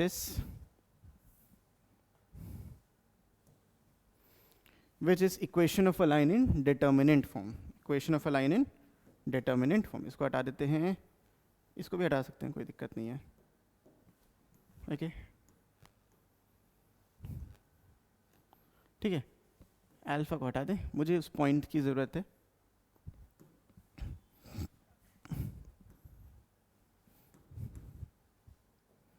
सेवेंथ में आप ये लिख सकते हो, equation of a line in determinant form.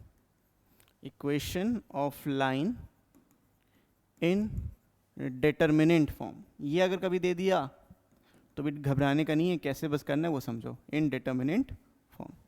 Equation of a line in determinant form. तो यहाँ पे आपको 2 पॉइंट्स दिए होंगे, पॉइंट ए होगा x1, y1, एक पॉइंट बी होगा x2, y2, और एक कोई random point x and y होता है। तो इसकी जो इक्वेशन बन के आती है वो आती है, मैं लिख दे रहा हूँ x1, y11, x2, y21, बस that's it, and equal to 0 लिख देना।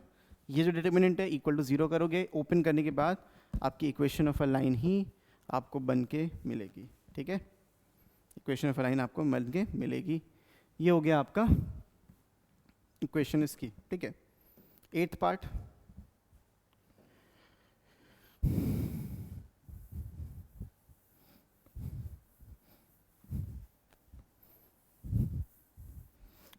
में this is the most general form of equation of a line. General form आप आमतौर पे यूज़ करते ही करते हो। एक लाइन अगर आपको इस तरीके से दी है तो इसकी जो इक्वेशन होती है वो होती है ax plus B Y plus C equals to 0। तो ये एक लीनियर इक्वेशन होती है in 2 variables, the linear equation in 2 variables, ठीक है। नेक्स्ट टॉपिक, अब टॉपिक ही बदल गया। टॉपिक ये है angle between 2 lines. Angle between 2 lines, अगर मैं 2 लाइन बना दूं और उनके बीच के एंगल की बात करूं, और एंगल मतलब मैं अक्यूट एंगल की बात कर रहा हूं। एंगल बिटवीन 2 लाइन्स यानी मैं यहाँ पे अक्यूट एंगल की बात कर रहा हूँ, ऑब्ट्यूज नहीं। तो वी हैव 2 लाइन्स, समझो इसको। एक लाइन ये हो गई एंड दूसरी लाइन कुछ इस तरीके से हो गई, इसको कलर चेंज करके ये रह देते हैं, ठीक है। तो इनके बीच का जो ये एंगल बन रहा है, इनके बीच का जो ये एंगल बन रहा है थीटा, ये कैलकुलेट किया जा सकता है। ये थीटा कैन बी कैलकुलेटेड। अगर मुझे मालूम है इस वाली लाइन का जो स्लोप है वो m1 है, और इस वाली लाइन जो ये वाली लाइन है इसका जो स्लोप है वो m2 है, तो जो थीटा की वैल्यू आएगी, उसको हम tan थीटा से निकालेंगे. tan theta is equals to m1 minus m2 divided by 1 plus m1 m2. ठीक है, tan थीटा की जो वैल्यू आएगी वो आएगी m1 minus m2 divided by 1 plus m1 m2, और ये चीज़ जो होगी मॉड में होगी, यानी जो भी आएगा पॉजिटिव वैल्यू आपको लेना है, नेगेटिव नहीं लेना है, नेगेटिव आपको नहीं लेना. This is the angle between two lines. तो बहुत ज़्यादा दिमाग नहीं लगाना. ठीक, नेक्स्ट है condition of collinearity between two lines. Conditions of collinearity of 3 points.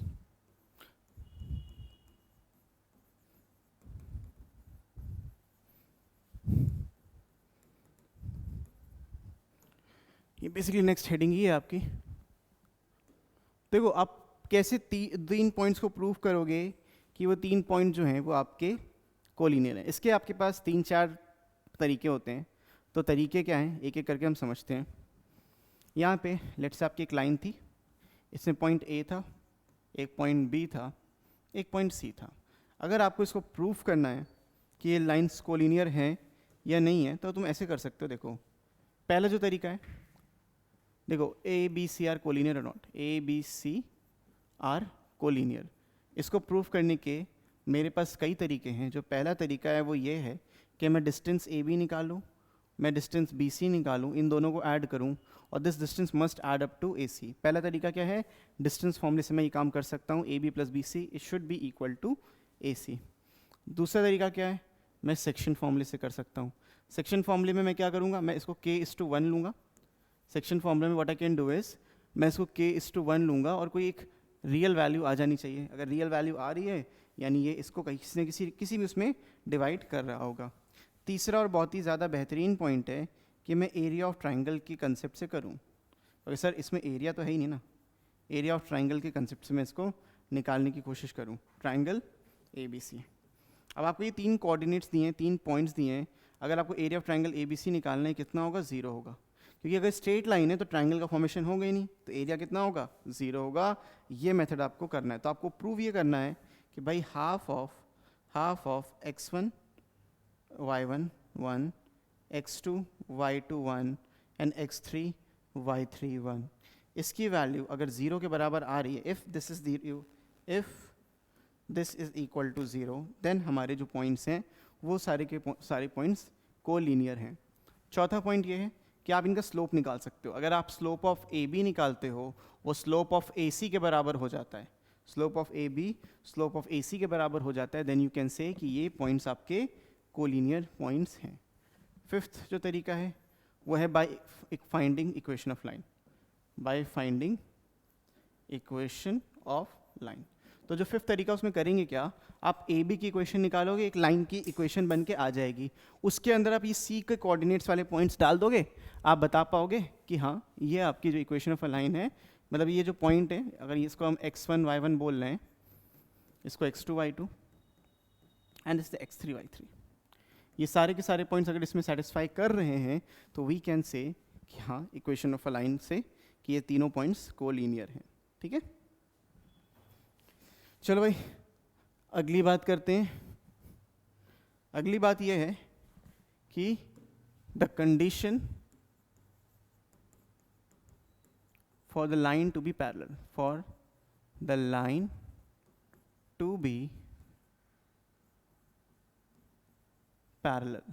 ठीक है, क्या कंडीशन होगी लाइन के पैरेलल होने की, ये बात हम यहाँ पे कर रहे हैं. ठीक है, what is the condition line to be parallel. देखो बड़ा आसान सी चीज़ है कि आपके पास 2 लाइन्स हैं, एक लाइन ये है, एक लाइन ये है. अगर इसका स्लोप जो है वो m1 है, इसका स्लोप जो है वो m2 है, इसका स्लोप जो है वो m2 है. इनका अगर रेशियो निकालो 1 आ जाए, if m1 upon m2 is equal to 1, therefore you can say कि लाइन पैरेलल है. और डायरेक्टली आप यहाँ पे कह सकते हो कि this m1 which implies m1 is equal to m2. तो अगर 2 चीज़ों के स्लोप बराबर हैं दो चीज़ों के अगर स्लोप, दो लाइंस के अगर स्लोप बराबर हैं तो वो लाइंस भी बराबर होंगी, ठीक है, वो लाइंस भी यहाँ पे बराबर होंगी, इसको नोट करके लो। इसके बाद यही चीज़ अगर होती, यही चीज़ होती परपेंडिकुलर के लिए, conditions for the line to be perpendicular. कैसे लाइन परपेंडिकुलर होंगी, देखो भाई, conditions for the line to be perpendicular.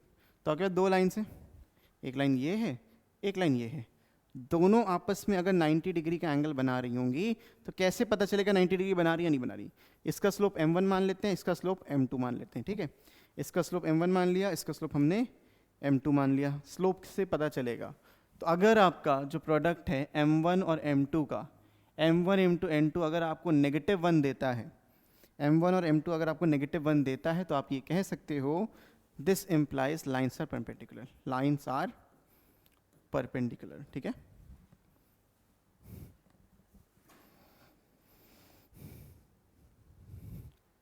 ठीक है, ये भी आज समझ में आ गई होगी। अगली बात कर लेते हैं, equation of a line parallel to given line, equation of a line parallel to a given line. ये टॉपिक बढ़िया है, टॉपिक इसलिए बढ़िया है, देखो क्यों। अगर आपके पास देखो एक लाइन थी, ये आपके पास लाइन है जिसकी इक्वेशन है ax plus B Y plus C is equal to 0, ये इसकी जनरल फॉर्म में इक्वेशन है, इस फॉर्म में ले लो या y is equals to M x plus सी के फॉर्म में ले लो। इसकी जनरल फॉर्म इक्वेशन ये भी ले सकते हो, y is equals to M x plus सी के तुमने फॉर्म में ले लिया, ठीक है। ये हो गया। जो एक और लाइन होगी जो इस लाइन के पैरेलल है, जो लाइन है वो अगर इस लाइन के पैरेलल, इसकी इक्वेशन मुझे निकालनी होगी, तो इसकी इक्वेशन जो होगी वो होगी y is equals to M x plus, अगर ये c1 था तो ये अब c2 हो जाएगा, यानी जो स्लोप है वो सेम रहेगा, जो स्लोप है वो सेम रहेगा। ये आपकी गिवन लाइन थी, this is your given line, और ये लाइन आपकी पैरेलल लाइन है। तो इक्वेशन कैसे आई, स्लोप सेम है, c1 c2 बदल जाएगा, ठीक है। तो इसको इस तरीके से भी निकाल सकते हो। और वी कैन से, अगर मेरे पास दिया ax plus B Y plus C one equals to 0, तो जो पैरेलल लाइन की इक्वेशन होगी वो भी होगी ax plus B Y plus C two is equals to 0। तो इसका जो कांस्टेंट टर्म होगा वो डिफर करेगा, बाकी सारी चीज़ें सेम रखनी है, ठीक है। ऐसे ही मैं निकाल सकता हूँ equation of a given line, equation of a given line, equation of a line give perpendicular to the given line, equation of a line perpendicular to the given line. तो इस जगह पैरेलल की जगह बस क्या कर देंगे हम यहाँ पे, परपेंडिकुलर कर दे रहे हैं, पैरेलल की जगह परपेंडिकुलर कर दिया। तो देखो कुछ इस तरीके से लाइन थी, समथिंग लाइक दिस। इसकी इक्वेशन आपको दी थी, इसकी इक्वेशन दी थी मैंने ax plus B Y plus C one is equals to 0। तो इसकी इक्वेशन निकालना बड़ा आसान सा है। इसकी इक्वेशन जो निकालोगे भाई, दोनों के बीच में अगर 90 डिग्री एंगल है, आप इस बात से कंफर्म हो।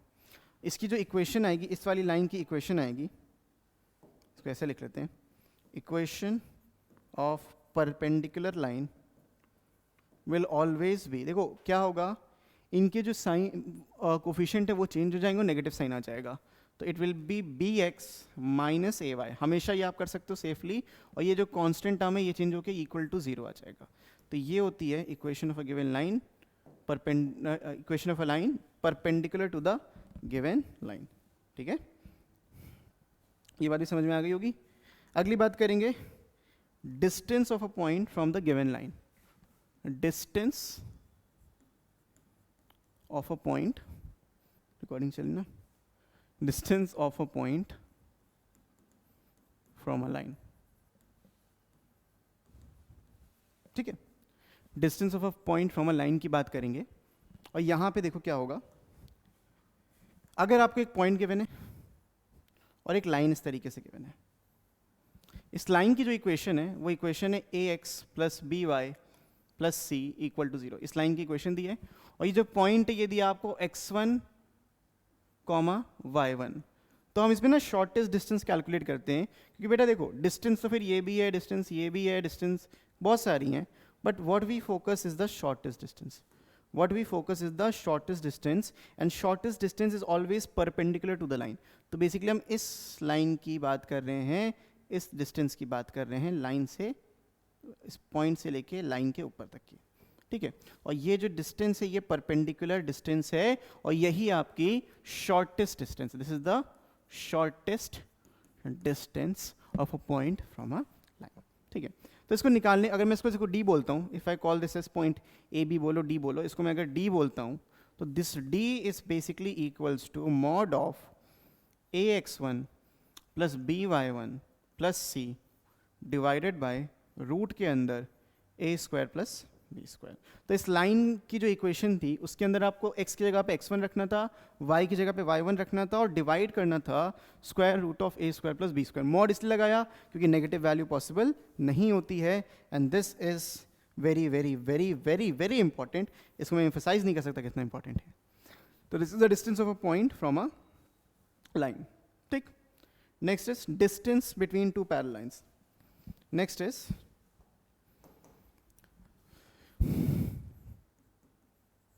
distance between two parallel lines.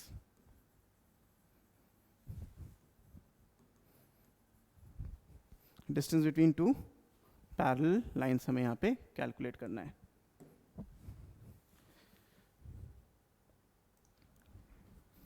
Next heading है distance between two parallel lines.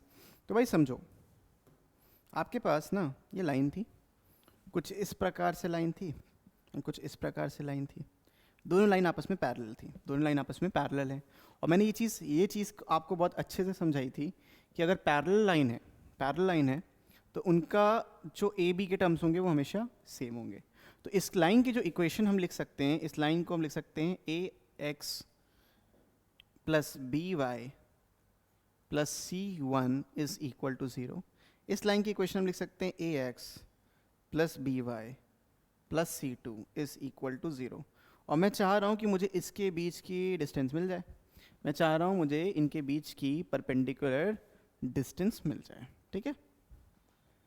तो जो फॉर्मूला होता है इसका निकालने का, वो डिस्टेंस होती है d is equals to mod of c1 minus c2 mod of c1 minus c2 divided by square root of a square plus b square divided by A square plus B square, ठीक है. तो ये formula होता है आपका distance calculate करने का, ठीक. सो फार सो गुड, बढ़िया, समझ में आ रहा होगा. अब यहाँ पे दो चीज़ें ध्यान देने वाली है.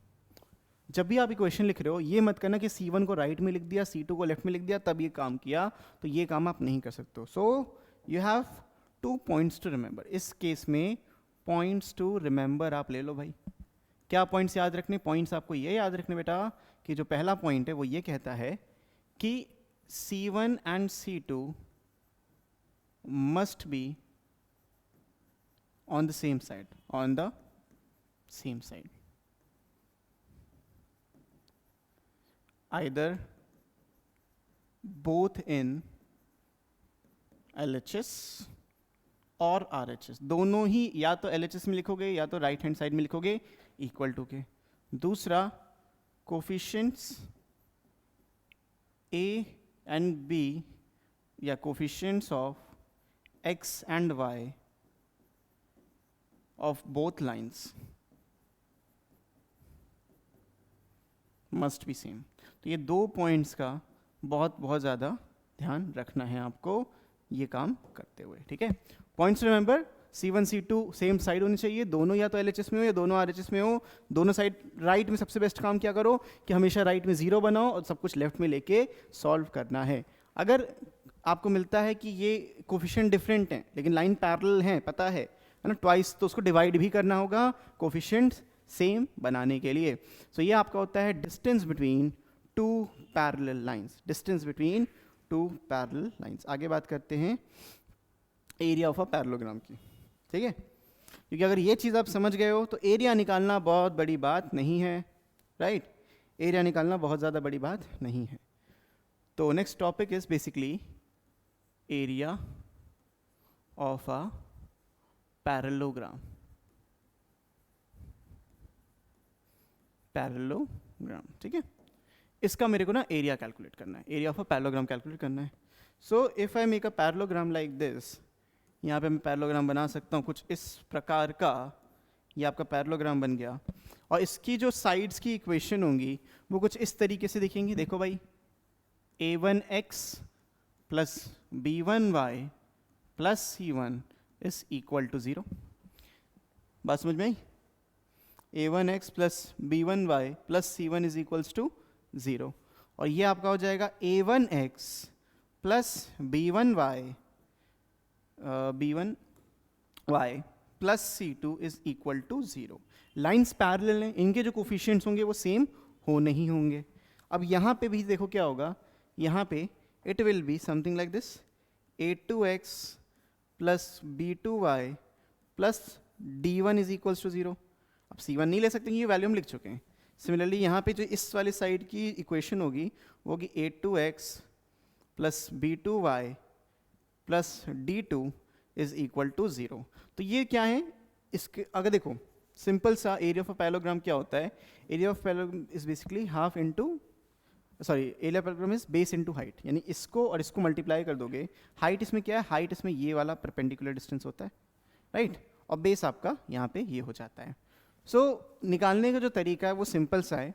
जो एरिया आएगा इसका, जो एरिया आएगा इसका वो आएगा मॉड के अंदर c1 minus c2 into d1 minus d2, ठीक है, c1 minus d2 into d1 minus d2, मतलब this multiplied by this. Perpendicular distance है, मल्टीप्लाई हमें करना है, ठीक है, परपेंडिकुलर डिस्टेंस को हमें मल्टीप्लाई यहाँ पे कर लेना है। ये बात समझ में आ गई? यहाँ पे परपेंडिकुलर डिस्टेंस को हमें यहाँ पे मल्टीप्लाई करना है एंड डिवाइड करना है m1 माइनस m2 से, डिवाइड करना है m1 माइनस m2 से। ये सब कुछ मॉड के अंदर है, ये एरिया आ जाएगा। m1 क्या है, m1 है इस लाइन का स्लोप, m1 इस लाइन का स्लोप है, और m2 क्या है, इस लाइन का स्लोप। अब अगर इसका m1 है डेफिनेटली इसका भी m1 होगा और इसका डेफिनेटली m2 होगा। तो ये आपका निकल जाएगा परपेंडिकुलर डिस्टेंस। क्या ये बात समझ में आ गई? और अगर आपको परपेंडिकुलर डिस्टेंस बताना है, बहुत आसान है।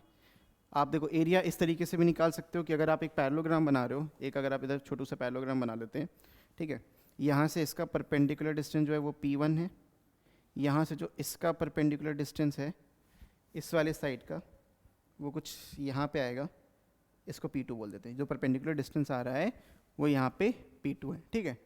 तो इसका अगर आपको परपेंडिकुलर डिस्टेंस पता है तो तब भी आप एरिया निकाल सकते हो। जो एरिया की वैल्यू हो जाएगी वो हो जाएगी p1 p2 cosec theta, p1 p2 cosec theta, and this theta is basically ये वाला angle, this is the theta, theta is basically this वाला एंगल, ठीक है। समझ में आ रहा होगा सबको? ये आपको कर लेना है।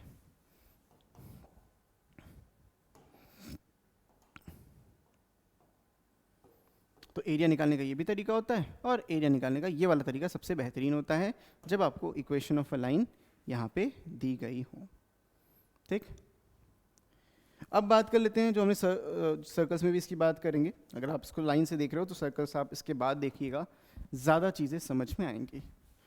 तो position of a point, position of a point,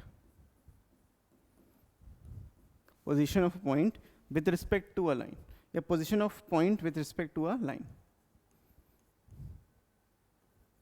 position of 2 points actually, position of 2 points with respect to a line, ठीक है, ये चीज़ है। अब इसका position of a 2 points का लेना देना क्या है ये समझो। जो points उसकी कोई भी एक लाइन है, समझ चाहते हैं अभी भाई, कोई भी आपकी एक लाइन है, एक लाइन इधर बना लेते हैं, एक लाइन यहाँ बना लेते हैं, ठीक है, और 2 पॉइंट्स ले लेते हैं। एक पॉइंट आपका A है जो x1, y1 है, x1, y1 है। एक पॉइंट आपका B है जो x2, y2 है।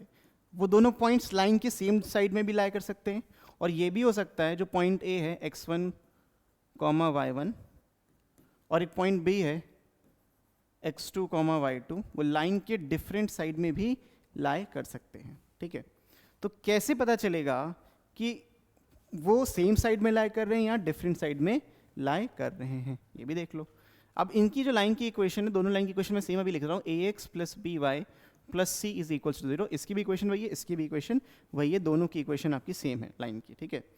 तो अगर सेम साइड पे लाई करेंगे तो जो दोनों का साइन आएगा, इनको अगर मैं लाइन से इसकी दूरी देखूंगा तो जो दोनों का साइन आएगा, या फिर जब वैल्यू रख दूंगा खाली, तो जो दोनों का साइन आएगा that must be of the same sign. अब ये पॉइंट लाइन के ऊपर तो लाई नहीं कर रहे, तो जीरो तो नहीं आएगा, कंफर्म ना। अगर पॉइंट लाइन के ऊपर लाई करते हैं तो उस पॉइंट की, उस लाइन की इक्वेशन जीरो होती है, लेकिन ये पॉइंट लाइन के ऑन आइदर साइड है, इधर उधर भी हो सकते, उधर भी हो सकते हैं। तो जो इनके जो साइंस होंगे वो या तो पॉजिटिव आएंगे या तो नेगेटिव आएंगे। अगर वो नीचे साइड होगा तो नेगेटिव देगा, ऊपर साइड होगा तो पॉजिटिव देगा।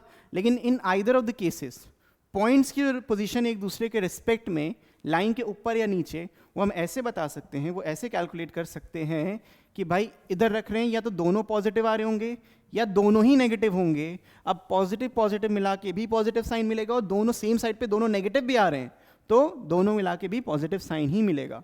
तो ये चीज़ हमेशा याद रखना कि अगर हम इन पॉइंट्स को हम रख लेते हैं ax1 plus by1 plus c into ax2 plus b/2 plus c, it always be greater than 0। अगर ये चीज़ है तो मैं कहूँगा कि जो मेरे पॉइंट्स हैं, points a and b both lie on the same side of the line, on the same side of the line। ये बात बहुत अच्छे से समझ में आ जानी चाहिए। सिमिलरली यहाँ पे क्या होगा कि भाई इसका अगर पॉजिटिव आ रहा है इधर नेगेटिव आएगा, या इसका नेगेटिव होगा तो इसका पॉजिटिव होगा, क्योंकि उल्टे डायरेक्शन में है। तो इस केस में क्या मिलेगा हमें, ax1 plus by1 plus c into ax2 plus by2 plus c should be less than 0, ये मिलेगा। यानी इसका मतलब ये होगा कि a and b lie on opposite sides of the line, lie on opposite sides of the line, ठीक है। तो ये आपका a और b की रिस्पेक्टिव पोजीशन होगी, और यही मैं बात कर रहा था आपका कि position of a points with respect to a line, ठीक है।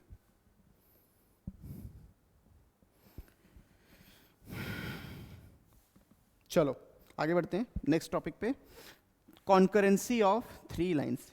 कॉन्करेंसी मतलब ये होता है कि तीनों लाइंस एक सेम पॉइंट से पास कर रही हो, तो कॉन्करेंसी ऑफ 3 लाइंस, 3 और मोर भी हो सकता है, बट हम 3 की अभी यहाँ पे बात कर रहे हैं, कॉन्करेंसी ऑफ 3 लाइंस। तो अगर आपकी जो 3 लाइंस हैं वो ऐसे पास कर रही हैं,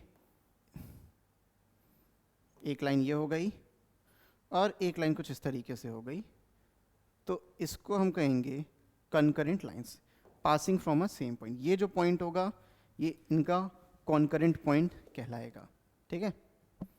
कैसे बताओगे कि लाइंस कॉन्करेंट हैं या नहीं है, उसको निकालने का तरीका देखो भाई। ये वाली जो लाइन है इसको पहली लाइन बोले, इसको कहते हैं a1x plus b1y plus c1 equals to 0। इस वाली लाइन को, बीच वाली लाइन को हम बोल दे रहे हैं a2x plus b2y plus c2 equals to 0। और जो तीसरी वाली लाइन है यानी कि ये वाली लाइन, इसको हम लोग बोल दे रहे हैं a3x plus b3y plus c3 is equal to 0। तो ये आपका आ रहा है। तो लाइन्स विल बी कंकरेंट,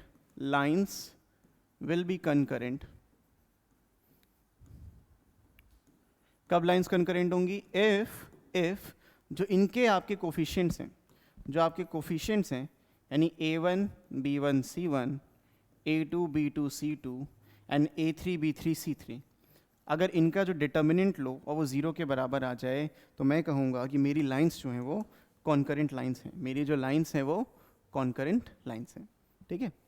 तो ये होता है आपका कॉन्करेंसी की कंडीशन, ठीक। आगे next topic, family of lines. Family of lines,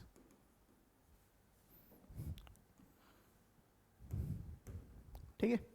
so assume करो कि भाई तुम्हारे पास 2 लाइन थी, तुम्हारे पास 2 लाइन्स थी कुछ इस तरीके से और इस तरीके से, 2 लाइन्स आपकी जा रही थी और एक कॉमन पॉइंट से पास हो रही हैं। इस लाइन को हम L1 बोल देते हैं, इस लाइन को हम L2 बोल देते हैं, कुछ भी किसी को भी नाम दे सकते हो। इसकी जो इक्वेशन होगी L1 इक्वल्स टू 0 होगी, इसकी इक्वेशन L2 इक्वल्स टू 0 होगी, समझे? इसकी इक्वेशन L1 इक्वल्स टू 0 होगी, इसकी L2 इक्वल्स टू 0 होगी।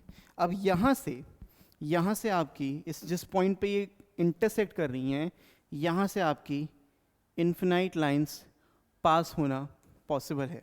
यहाँ से आपकी जो हैं वो इन्फिनाइट लाइंस पास हो सकती हैं। इस सेम पॉइंट से आपकी इन्फिनाइट लाइंस पास हो सकती हैं, और इन्हीं लाइंस को हम कहते हैं फैमिली ऑफ लाइंस, जो एक सेम कॉमन पॉइंट से पास हो रही है, जो सेम कॉमन पॉइंट से पास हो रही हो, ठीक है? So equation of any line, ये समझना बहुत ज़रूरी है कि equation of any line passing through from the intersection point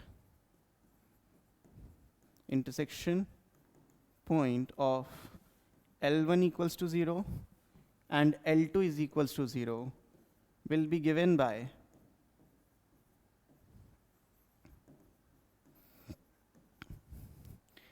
L1 plus lambda times L2 is equal to 0। ये होगी इक्वेशन ऑफ एनी लाइन। ये जितनी भी ग्रीन कलर की लाइन दिख रही हैं, इन सब की इक्वेशन एक कॉमन होगी, वो ये होगी। और लैम्डा जो यहाँ पर आपका आ रहा है, ये एक पैरामीटर है, और lambda is equals to real number, ठीक है? Lambda must be equal to a real number. बस ये होता है आपका, ठीक है? ये होता है आपका family of lines. I hope this is clear to all of you. बहुत ही बेहतरीन कॉन्सेप्ट है, आराम से समझोगे, बहुत मज़ा आएगी पढ़ने में, ठीक है? नेक्स्ट बात करते हैं भाई शिफ्टिंग ऑफ ओरिजिन की। अगर मैं ओरिजिन को अपने शिफ्ट कर दूं तो क्या होगा? बड़े ध्यान से समझना, आसान सी चीज़ है, कोई बहुत बड़ी बात नहीं है। शिफ्टिंग ऑफ ओरिजिन, ठीक? Shifting of origin.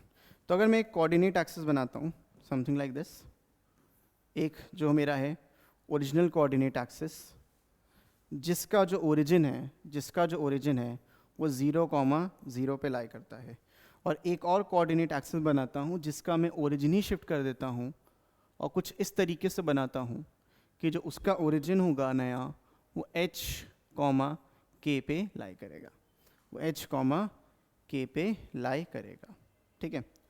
अगर मैं इसका नाम जो पुराना वाला मेरा कोऑर्डिनेट एक्सिस था, इसको स्मॉल x दे दूं और इसको स्मॉल y दे दूं, इसको स्मॉल x स्मॉल y दे दूं, स्मॉल x डैश हो जाएगा, स्मॉल y डैश हो जाएगा, ठीक है? और इस बड़े वाले को जो मैंने अभी अभी बनाया है नया वाला, इसको कैपिटल X दे दूं और कैपिटल Y इसका नया नाम दे दूं, तो इनमें जो रिलेशन होगी वो रिलेशन कैसे इस्टेब्लिश होगी? तो यहाँ पे हुआ क्या है? यहाँ पे हुआ ये है कि जो आपका ओरिजिन है वो शिफ्ट हो गया। Origin is shifted to h, k। जो 0,0 हुआ करता था वो अब h, k हो गया।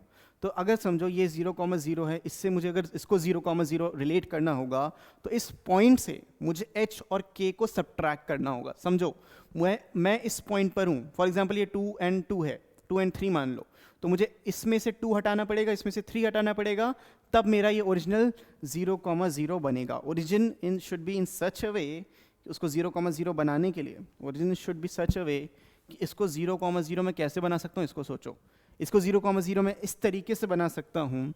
अगर इस कैपिटल X में से इस कैपिटल X को क्या करें, देखो इन दोनों को रिलेट करना है, तो जो कैपिटल X वाला ओरिजिन है वो ओरिजिनल वाले से h टाइम्स आगे है।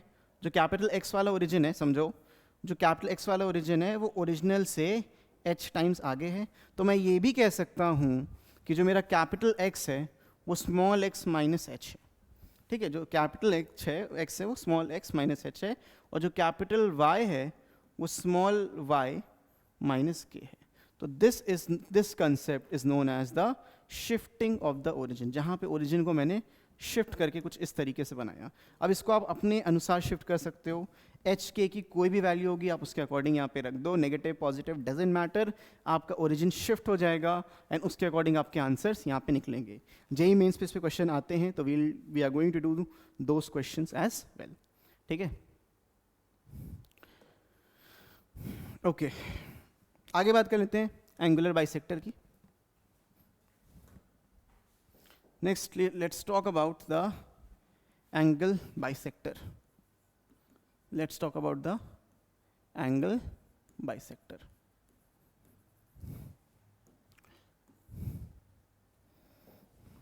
देखो बहुत ध्यान से यहाँ पे आँख कान सब खोल के देखना, बहुत ज़्यादा इंपॉर्टेंट कॉन्सेप्ट है. ठीक है, चलो भाई आगे बढ़ते हैं. तो बहुत ध्यान से इसको भी देखना, व्हाट इज एंगल बाइसेक्टर. तो अगर मेरे पास देखो दो लाइन्स हैं, एक लाइन ये हो गई और एक लाइन मेरी ये हो गई. भाई इतना ही रुकना तो फिर रुकना जाता है. एक लाइन ये हो गई, एक लाइन मेरी ये हो गई. अब ध्यान से अगर नोटिस करो, मैं यहाँ पे एक लाइन कुछ इस तरीके से बनाता हूँ. लाइंस कुछ परपेंडिकुलर लाइंस यहाँ पे ड्रॉ कर रहा हूँ. समझना, अभी कोई जल्दी नहीं है, कुछ भी नहीं है. अब देखो बेटा, यहाँ पे जो ये वाला एंगल बन रहा था, जो ये वाला एंगल बन रहा था, ये क्या था? ये आपका अक्यूट एंगल था. ये था आपका एक अक्यूट एंगल, राइट. जब हमने थीटा निकाला भी था.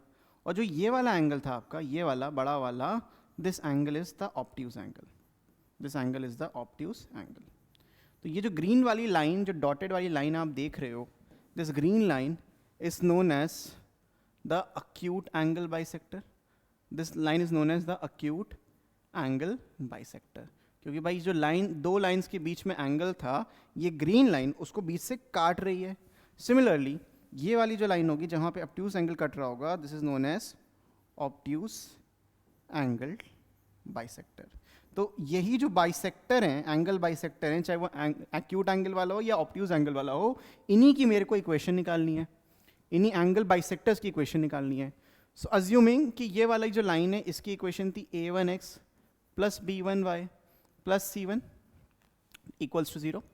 एंड इसकी जो इक्वेशन थी वो आएगी a2x plus b2y plus c2 is equal to 0. तो जो एंगल बाइसेक्टर की इक्वेशन आएगी, तो मुझे अगर फाइंड आउट करना है कि इक्वेशन ऑफ एंगल बाइसेक्टर, क्योंकि दो हैं, एक अक्यूट एंगल वाला, एक ऑब्ट्यूज, दो निकलेंगे. तो इक्वेशन ऑफ एंगल बाइसेक्टर, ठीक है, इक्वेशन ऑफ एंगल बाइसेक्टर मेरे को निकालना है. तो ये इक्वेशन जो बनेगी, बहुत सिंपल से देखो, ध्यान से देखना, बहुत डिफिकल्ट नहीं है. ये बनेगी आपकी a1x plus b1y, a1x plus b1y plus c1 divided by square root of a square plus b square is equal to a2x plus b2y plus c2 divided by root में, ये a1 स्क्वायर b1 स्क्वायर था, ये a2 का square and ये b2 का square आएगा. And क्योंकि ये दो इक्वेशन थी, तो यहाँ पे मैं दोनों साइड मॉड लगाऊंगा. मैं यहाँ पे दोनों साइड मॉड लगाऊंगा ताकि ऑब्ट्यूज एंड अक्यूट दोनों की ही इक्वेशन मेरे को यहाँ पे मिल जाए. ऑब्ट्यूज एंड अक्यूट दोनों की ही इक्वेशन इस से मेरे को मिल जाएगी, ठीक है. और this can simply be written as, और this can be written as, भाई देखो a1x है प्लस b1y है plus c1 divided by root के अंदर a1 का स्क्वायर प्लस b1 का square equals to plus and minus. जब मॉड हटा तो प्लस एंड माइनस आ गया. a2x plus b2y plus c2 divided by root के अंदर a2 का स्क्वायर प्लस b2 का स्क्वायर. दैट्स इट, बस खत्म.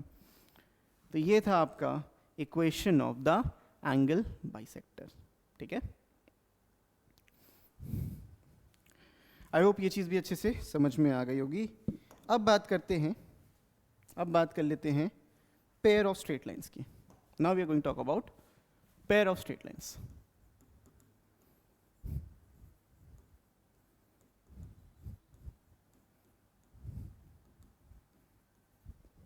ठीक है, पेयर ऑफ स्ट्रेट लाइंस की यहाँ बात होगी.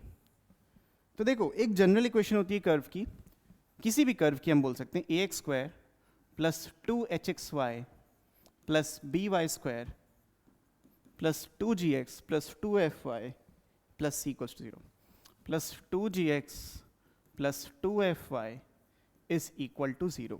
This is the general equation. This is the general equation of any curve. Of any curve. और देखो डिग्री 2 का कर्व है, ये डिग्री 2 का कर्व है, यानी बी वाई स्क्वायर भी आ रहा है, सब कुछ आ रहा है यहाँ पे. सो कैसे बताएंगे, कैसे पता चलेगा ये हमारा वैल्यू है या नहीं है? तो इसको हम डिनोट करते हैं एक डेल्टा साइन से, ठीक है, एक डेल्टा साइन आता है, इससे हम डिनोट करते हैं और ये बोलते हैं कि अगर जो ये ए बी एंड सी है, सॉरी सी रह गया, प्लस सी भी होगा, plus C is equal to 0, ठीक है।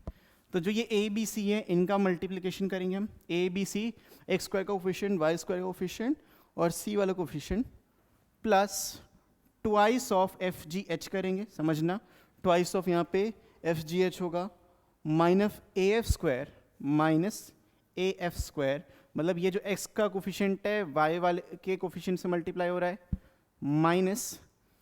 माइनस ये जो b का कोफिशिएंट होगा वो x वाले कोफिशिएंट से मल्टीप्लाई होगा, यानी माइनस का बी जी स्क्वायर, माइनस का बी जी स्क्वायर, बचा क्या h और c बचा, तो सी एच स्क्वायर ले लेंगे, माइनस में सी एच स्क्वायर, ये आपकी डेल्टा की वैल्यू आ जाएगी, ठीक है, ये आपके डेल्टा की वैल्यू आ जाएगी, ठीक है, ये डेल्टा आ गया।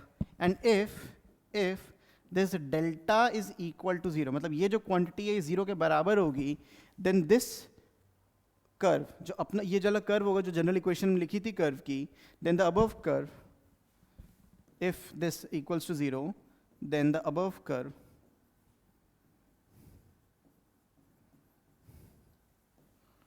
will represent a pair of straight lines, will represent a pair of straight lines, ठीक है, will represent a pair of straight lines। तो ये यहाँ पे important concept था, जनरल इक्वेशन ऑफ कर्व की डिग्री 2 की इक्वेशन थी, okay. I hope this is clear to all of you. अच्छा, बात कर लेते हैं अब कुछ और चीज़ों की भी। अगर जो स्ट्रेट लाइन्स हैं, पेयर ऑफ स्ट्रेट लाइन्स, अगर वो ओरिजिन से पास हो रही हैं तो उनका एक अपना स्पेशल केस बनता है, तो उसको भी लिख लेते हैं। Pair of straight lines passing through origin, pair of straight lines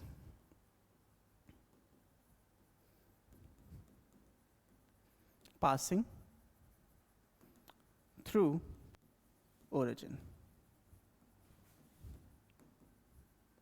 pair of straight lines passing through origin, ठीक है, इसकी हम बात कर रहे हैं। तो अगर मैं एक कोऑर्डिनेट एक्सिस यहाँ बना लेता हूँ, make a coordinate axis something like this, और दो स्ट्रेट लाइंस यहाँ से पास हो रही हैं, ठीक है, दो स्ट्रेट लाइंस यहाँ से पास हो रही हैं कुछ इस तरीके से, एक लाइन ये वाली कुछ पास हो रही है, तो इसको थोड़ा सा घुमा दिया जाए, ओके, और जो दूसरी लाइन है वो इस तरीके से यहाँ से पास होते हुए निकल रही है दो, लेकिन दोनों जो लाइन है वो ओरिजिन से पास होनी चाहिए, जो दोनों लाइन है वो ओरिजिन से पास होनी चाहिए। तो जो ये येलो वाली लाइन है ये आपकी पास हो रही है, और इनके बीच का जो एंगल बन रहा है that angle is known as theta, that angle is known as theta. तो ये क्या है, pair of straight lines passing through the origin. तो इनकी जो कंबाइन इक्वेशन आएगी, जो इनकी कंबाइन इक्वेशन आएगी, combined equation of this pair of lines, this pair मतलब pair of lines passing through the origin, वो आएगी आपकी ax square plus 2hxy plus by square is equals to 0। ये आएगी आपकी equation of the straight line, ये pair की equation आएगी, ठीक है। तो इसको हम इस तरीके से हाईलाइट कर लेते हैं, ओके। अब यहाँ पे जो इनके बीच का एंगल थीटा है ये भी निकाला जा सकता है जस्ट बाय सीइंग दिस। देखो जो टैन थीटा है इसकी वैल्यू भी आराम से निकाली जा सकती है, ये हो जाएगी ट्वाइस ऑफ रूट में H square minus A B divided by A plus B, H square minus A B divided by A plus B. तो यहाँ से बस आपको कोफिशिएंट्स की वैल्यू रखनी है, बाकी विल गेट द वैल्यू, ठीक है। तो आप देख रहे हो, एक चीज़ समझो, अगर ये ज़ीरो हो जाता है यानी ये वाला जो क्वांटिटी है वो ज़ीरो है, so if this tan theta, इसको टैन थीटा बोल लो या कुछ बोल लो, हम अंदर वाली वैल्यूज़ को देख रहे हैं, हम अंदर वाली वैल्यूज़ को देख रहे हैं। देखो if this h square is equals to a b, if h square is equal to a b, तो जो लाइन्स होंगी वो आपकी वो आइडेंटिकल होंगी, lines will be identical, lines will be identical, ठीक है। अगर दिस एच स्क्वायर की value greater than a b आ जाएगी, तो लाइन्स विल बी डिस्टिंक्ट, जो लाइन्स होंगी वो आपकी डिस्टिंक्ट लाइन्स आएंगी। अगर इस एच स्क्वायर की value less than a b आ गई तो आपकी लाइन्स इमेजिनरी होंगी, लाइन्स विल बी इमेजिनरी। ठीक है, लाइन्स आपकी कैसी हो जाएंगी, आपकी लाइन्स यहाँ पे इमेजिनरी हो जाएंगी। तो इस कॉन्सेप्ट का थोड़ा सा ध्यान आपको देना है, बस ये चीज़ आपको समझनी थी यहाँ पे। तो pair of straight lines passing through the origin वाली चीज़ बस समझनी थी। ठीक है, अब एक चीज़ इसमें आप और समझ सकते हो, अगर आपका तो ये a प्लस बी है, देखो अगर आपका a प्लस बी है ये कहीं ज़ीरो हो जाए, इसी चीज़ में समझो, अगर आपका जो a प्लस बी है, if this a plus B यही ज़ीरो हो गया तब क्या करोगे? अगर आपका a प्लस बी ज़ीरो हो गया यानी कि और coefficient of X square equals to coefficient of Y square, अगर यही चीज़ ज़ीरो हो गई यानी कि इसका मतलब सिंपल सा है कि जो लाइंस हैं will be perpendicular, lines will be perpendicular, क्योंकि इसका देखो tan थीटा नॉट डिफाइंड आ जाएगा, नॉट डिफाइंड मतलब जो थीटा है वो 90 डिग्री पे लाई कर रहा है। तो आई होप ये चीज़ भी समझ में अच्छे से आ गई होगी। नाउ द लास्ट कंसेप्ट, एक आखिरी कंसेप्ट बचा है, and that concept is known as the homogenisation. Homogenization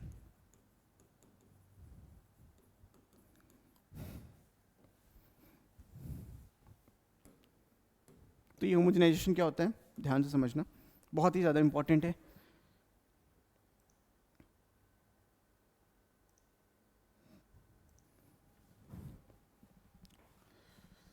देखो भाई, आपके पास कुछ इस प्रकार का, पहले तो बना लेते हैं हम लोग कोऑर्डिनेट एक्सिस, ये आपका कोऑर्डिनेट एक्सिस है, सीधा नहीं बन रहा पता नहीं क्यों, बट ठीक है।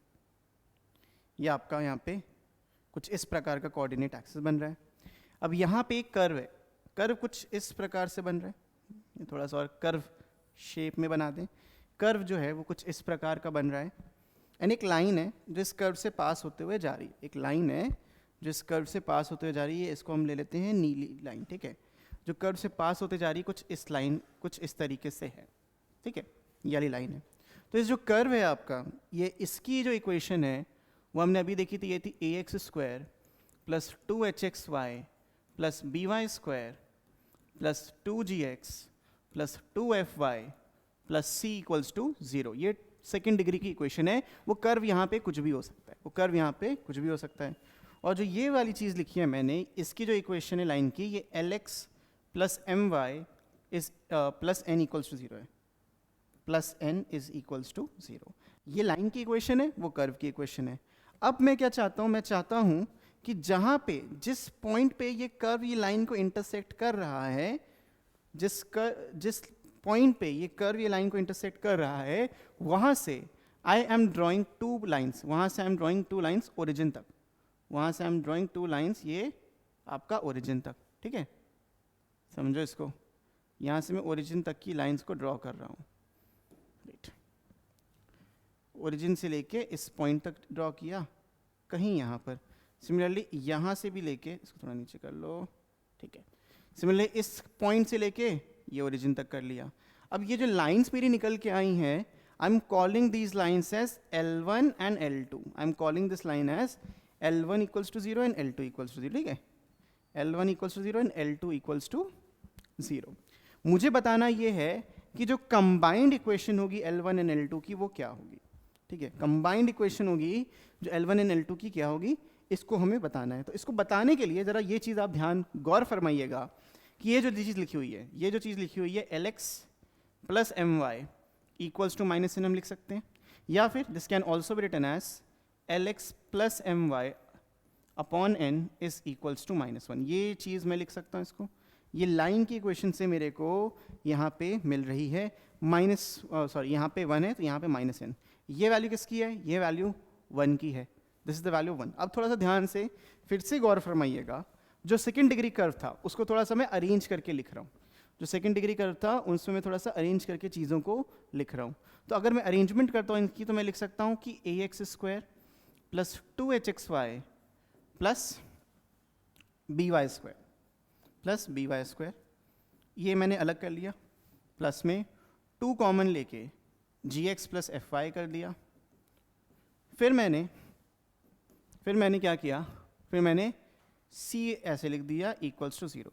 अब पूरा जो खेल है वो यहाँ पे किसका है, वो यहाँ पर है आपका थोड़ा सा अरेंज करने का। हमें चाहिए क्या, हमें combined equation of L1 and L2 चाहिए, हमें चाहिए combined equation of L1 and L2, ठीक है, combined equation of L1 and L2, line 1 और लाइन 2 की जो कंबाइंड इक्वेशन है हमें वो निकालना है।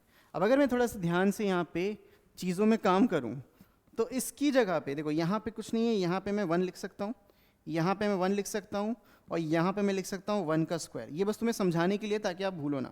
यहाँ पे मैं 1 लिख सकता हूँ, यहाँ पे मैं लिख सकता हूँ 1 का स्क्वायर। हमारी इक्वेशन में कोई भी फर्क नहीं पड़ा। तो जो इसकी कंबाइंड इक्वेशन बन के आएगी, जो कंबाइंड इक्वेशन बन के आएगी वो आएगी, देखो, this will B ax square plus 2hxy प्लस by स्क्वायर, ठीक है।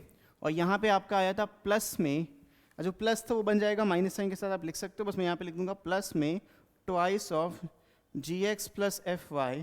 और इस 1 की वैल्यू क्या थी, 1 की वैल्यू ये थी जो लाइन की एक्चुअल में इक्वेशन हमें यहाँ पे रखनी थी।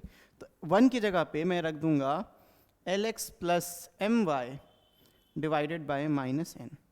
तो मैं कर क्या रहा हूँ, मैं कर ये रख रहा हूँ कि मुझे देखो, जो कंबाइंड इक्वेशन होती है लाइन की, वो डिग्री 2 में आती है, तो मैं सबकी बेसिकली डिग्री 2 को क्रिएट कर रहा हूँ। यहाँ पे डिग्री 2 क्रिएट हो गया, प्लस में मैं यहाँ पे c लिखूंगा, और यहाँ पे क्योंकि कुछ है ही नहीं इसीलिए मैं स्क्वायर कर रहा था, तो ये बन जाएगा आपका lx plus my divided by minus n का whole square is equal to 0। तो जो सबसे नीचे वाली इक्वेशन है यही आपकी combined equation of both L1 and L2।